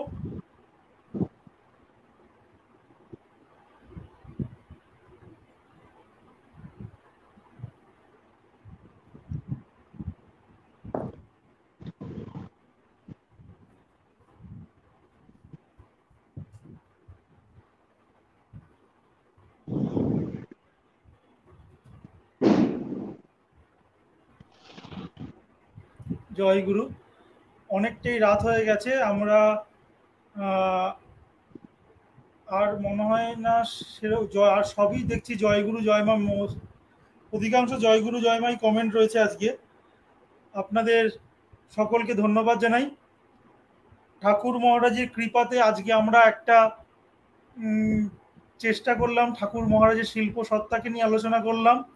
যিনি নতুন সৃষ্টি করেন তিনিই শিল্পী। ঠাকুর মহারাজ আমাদের কাঁচা আমি থেকে পাকা আমিতে নতুনভাবে সৃষ্টি করছেন। তবে যেটা আজকে আলোচনার মাধ্যমে উঠে এলো যে ঠাকুর মহারাজের কাছে আমাদের অবিচারে তার আদেশ পালন করতে হবে, এবং আমরা যারা এখনো ঠিকভাবে ঠাকুর মহারাজ নির্দিষ্ট নিয়ম পঞ্চক বা সপ্তবিধান পালন করছি না, তাদেরকে সচেতন হতে হবে। কারণ ঠাকুর মহারাজ যদি ছেনি হাতুড়ি ধরেন তাহলে কিন্তু সেই আঘাত সহ্য করার ক্ষমতা আমাদের কিন্তু কারোর নেই। সুতরাং আমরা প্রত্যেকে যারা যারা মনে করেন, অনেকে ঠিকভাবে আমরা হয়তো মুষ্টি ভিক্ষা রাখি না, আর্য দর্পণ গ্রহণ করি না, সংঘে যোগদান করি না, আমরা যারা ঠিকভাবে ঠাকুরের নিয়ম পালন করি না, তাদেরকে একটু সতর্ক হতে বলছেন। সেইটা আমরা পালন করব। বাকিটা ঠাকুর মহারাজ নিজ কৃপায় তৈরি করে নেবেন আমাদেরকে। গোপা মিশ্রা লিখছেন, তুমি বলেছিলে ব্যাকুলতা এলে ভগবান পাওয়া যায়। চবলবাবু। ঠিকই তো। ভগবানকে, ভগবানের ওপরে তো তিনি রয়েছেন আমার ঠাকুর। আমি শুধু ভগবানকে নিয়ে তো সন্তুষ্ট নই। শুধু ভগবানকে নিয়ে আমি কি করব? কিন্তু তার আগে আমার সেই ব্যাকুলতাটা কই, তাকে পাওয়ার জন্যে যে জোরালো ইচ্ছা, সেটা কি জেগেছে আমার অন্তরে? সেটা জাগলেই তো হয়ে গেল, তখন তো তিনি তার সেই শিল্প সত্তাকে তিনি তখন জাগিয়ে তুলবেন আমার ভিতরে। তাহলে সেই ব্যাকুলতাটা আনতে হবে, তার জন্যে মার্জিত হতে হবে। তার শ্রদ্ধা, তার ভক্তি, তার ভালোবাসা, এগুলো চাই। অন্তরে ব্যাকুলতা জাগবে কি করে? তাহলে তার প্রতি আগে প্রেম, সেই প্রেমের ব্যাকুলতা, অদর্শনের, যাকে আমার প্রেম, তাকে অদর্শনের জন্য যে ব্যাকুলতা, সেটা আসবে কখন? তাহলে আগে প্রেম চাই। প্রেম হলে তখন সেই প্রেমের জ্বালা আসবে, তাকে দেখার জন্য ছটফট করব। এইটা আগে মানে নিজেকে তৈরি করতে হবে, নিজের ভিতর সেইটাকে জাগাতে হবে। হ্যাঁ, এখানে কবি বলছেন, যারে খুঁজিছ সারা বিশ্ব জুড়ে, সে যে আছে তোমার হৃদি আলো করে। আমরা বাইরে কোথায় খুঁজি? চতুর্দিকে খুঁজে বেড়াচ্ছি, এই যে যেমন ভগবানকে খুঁজছে। হ্যাঁ, বিভিন্ন মানুষ বিভিন্ন ভাবে খুঁজে যাচ্ছি, কিন্তু তিনি যে আমার ভিতরই বসে রয়েছে, সেইটা কবে জানবো আমরা? সেইটি জানাবার জন্যই তো ঠাকুর ব্যস্ত হয়েছে, জয় যে গুরু, আমি তো তোদের জয় গুরু। ভিতরই রয়েছি। অতএব আর আমাদের মনকে কঠোর করতে হবে, একদম তৈরি করতে হবে। আচ্ছা, সুতপা মা লিখছেন, খুব ভালো লাগলো দাদা ভাই আপনার কথা। জয় গুরু, জয় গুরু। চপলবাবু আপনাকে লিখেছেন, আপনার কথা ওনার খুব ভালো জয় গুরু, লেগেছে। জয় গুরু। আমার তো আমরা কথা সকলেই নয়, আমি তো সবসময় ঠাকুরের কথাই বলছি, আমার কথা এখানে কিছু নেই। আমি আমার মুখ থেকে খালি সেটাকে বোঝাবার চেষ্টা করছি মাত্র, আর কিছু না। কথা সব তারই। আ- হ্যাঁ, একদম একদম আপনার কথা কথা আমরা তার। সবসময় মন্ত্রমুগ্ধের মধ্যে শুনি। খুব সহজ সরলভাবে আপনি আমাদের বুঝিয়ে দেন। আজকে যিনি আমাদের সঙ্গীত পরিবেশন করলেন, সেই পাপিয়া ভট্টাচার্য দিদি লিখছেন, আমি ঠাকুর মহারাজকে একটু ফুল পর্যন্ত দিতে পারি না, হুম। রোজ বের হতে হয়। দাদার কথায় মনে বল পেলাম, যে মনে ভক্তি বড় পুজো। জয় গুরু, জয় মা। আপনি একদম, একদম। মনটাই তো আসল। মন্ত্রটা কি? যখন মন তা তোমার হলো, নিজস্ব হলো মনটা, তা সেইটাই যখন তুমি দিতে পারছো, তার থেকে বেশি আর কি চাই? তুমি দুটো ফুল দিলে কি ফল দিলে তার জন্য তিনি আগ্রহী নন। তিনি খালি দেখেন তোমার মনটা তো কোথায় রয়েছে। সব করো, তুমি সব করো, দুনিয়ার সমস্ত কিছু কর্ম, সংসারী মানুষ কর্ম তো করতেই হবে, সব কিছুতেই থাকতে হবে লিপ্ত হয়ে, কিন্তু মনটা থাকবে সেখানে, সেই যুগল চরণে। ব্যাস, তাহলেই তো হয়ে গেল। দিদি খুব সুন্দর ভাবে তার ভাবটি বলেছেন, যে সত্যিই তো অত রাগ ঢাক দিয়ে পুজো দেওয়ার তো কিছু নেই। আপনার মনটাকে তাকে পুজো দিয়ে দিন, আপনি তো দিতে পেরেছেন, আর কি দরকার? তার সঙ্গে জয় গুরু। যোগযুক্ত তো ওইভাবেই হব।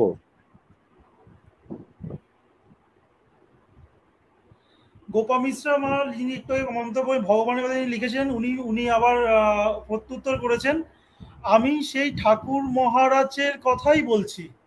জয় গুরু। একদম উনি হ্যাঁ, বললেন ঠাকুর হ্যাঁ, মহারাজকে আমাদের পাওয়াই ভগবান মানে সর্বপাওয়া। তাই। তাই আমাদের ভগবান মানে তাই, সেই ঠাকুরকে নিয়েই তো আমাদের যাবতীয় সবকিছু। হ্যাঁ, একদমই তাই। অতএব তাকে পাওয়ার রাস্তাই হচ্ছে তার স্মরণ মনন, তার তাই নির্দেশ ঠাকুর পালন, মহারাজ বলেছেন, তার আমি ভিতর দিয়ে প্রথমে আমরা ইষ্ট এগিয়ে যাই। দেখিয়ে দিই। আমি প্রথমে ইষ্ট দিই, তারপর হ্যাঁ, কিছুদিন পর ঠাকুর, আমার শিষ্যরা এসে বলে, ঠাকুর ইষ্ট ফিষ্ট ভালো লাগে না, তোমাকে ভাবতেই ভালো ভালো লাগবে। লাগে। তখন হ্যাঁ, ঠাকুর বললেন, হ্যাঁ, আমি তোমাদের কাছে এই ভাবটাই, সেটাই চাই। আসল পাওয়া, এইটাই চাই। একদম জয় ঠিকই গুরু। তো। আজকে অনেক দিন, নট বেজে গেছে, 1 ঘন্টা 50 মিনিট অতিক্রান্ত। আর আপনাকে আমরা আজকে কষ্ট দেব না। আমি আপনাকে নিগমবার্তার তরফ থেকে অসংখ্য ধন্যবাদ জানাচ্ছি। ওই যে কথাটা আপনি বললেন, নিগমবার্তাকে যারা অক্সিজেন যোগায়, তাদের মধ্যে আমাদের একদম ঠিক, পরম ঠিক। শ্রদ্ধেয় চপলবাবু অন্যতম। ওনার সুচিন্তিত মতামত, না, না, ওনার পরামর্শ নিগমবার্তাকে সবসময় সমৃদ্ধ করে। ঠাকুর মহারাজের কাছে ওনার এই সুদীর্ঘ সুস্থ জীবন প্রার্থনা করি। উনি নিগম সাগর মন্থন করে এইভাবেই নিগম অমৃত নিয়ে এসে আমাদেরকে পরিবেশন করুন। নিগম বার্তা ধন্য হোক। আমরা ঠাকুর মহারাজের শিষ্যভক্ত, যারা নিগম সমুদ্র মন্থন করতে অযোগ্য, নিগম সমুদ্র মন্থন করে সেই মধু পান করতে অযোগ্য, তাদেরকে উনি এইভাবে পরিবেশন করে যান।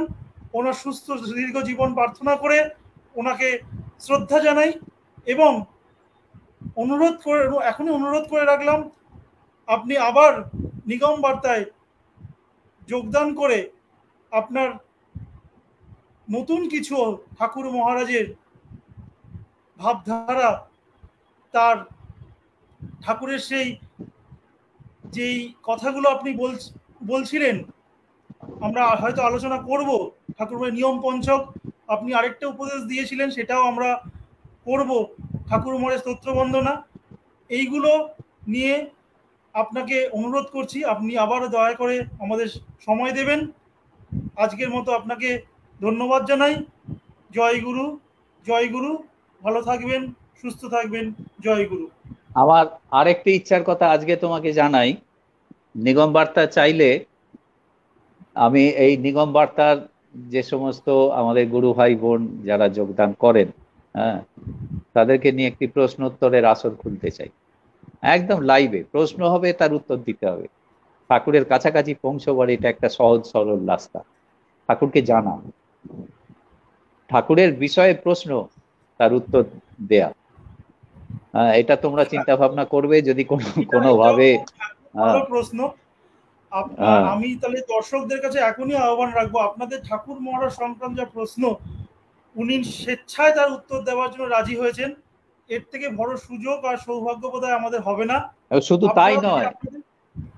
শুধু তাই নয়, আমিও প্রশ্ন করব।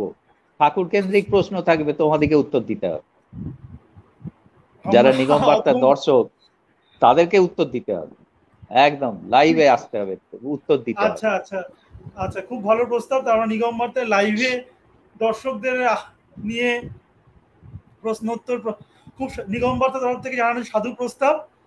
আমরা নিশ্চয়ই এইটা ভাবনা চিন্তা করব যে একটা ঠাকুর মহারাজকে নিয়ে আলোচনা এবং প্রশ্নোত্তর থাকবে। একদম খুব ভালো। আমরা যাদের কাছে ওই ভাব বিনিময়ের মতো, যে কারোর জলে মিষ্টত্ব বেশি, কারোর মিষ্টত্ব কম, আমরা যদি শেয়ার করি তাহলে আমাদের সকলের মিষ্টত্ব সমান হয়ে যাবে। রূপাঞ্জলি নন্দীগ্রামী উনি আবার লিখছেন, খুব ভালো হবে জয়গুরু, অনেক কিছুই শিখতে পারা যাবে। আপনার প্রস্তাব দেখুন এখন থেকে দর্শকের মধ্যে উন্মাদনা সৃষ্টি করেছে। এটাই হয়তো চপল বাবুর ম্যাজিক, যে ম্যাজিকে আজকে আমরা হয়তো 2 ঘন্টা অতিবাহিত করে দিয়েছি, যেখানে আমাকে 1 ঘন্টার মধ্যে প্রোগ্রাম শেষ করার কথা। আজকে এখানেই শেষ করছি। ঠাকুর মহারাজের চরণে প্রণাম জানিয়ে, নিগম বার্তার সকল দর্শককে আরেকবার ধন্যবাদ জানিয়ে আপনাদের অনুরোধ করছি, আপনারা দয়া করে আপনাদের সুচিন্তিত মতামত আমাদের জানান। এবং আপনাদের যারা নিগম বার্তায় অংশগ্রহণ করতে ইচ্ছুক, কবিতা, গান, নৃত্য, আবৃত্তি, তারা রেকর্ড করে নিগম বার্তার যে মোবাইল নাম্বারটা দেওয়া আছে, মৌসুমী রায় ও সত্যজিৎ চৌধুরীর মোবাইল নাম্বারে টেলিগ্রাম অ্যাপের মাধ্যমে পাঠিয়ে দেবেন।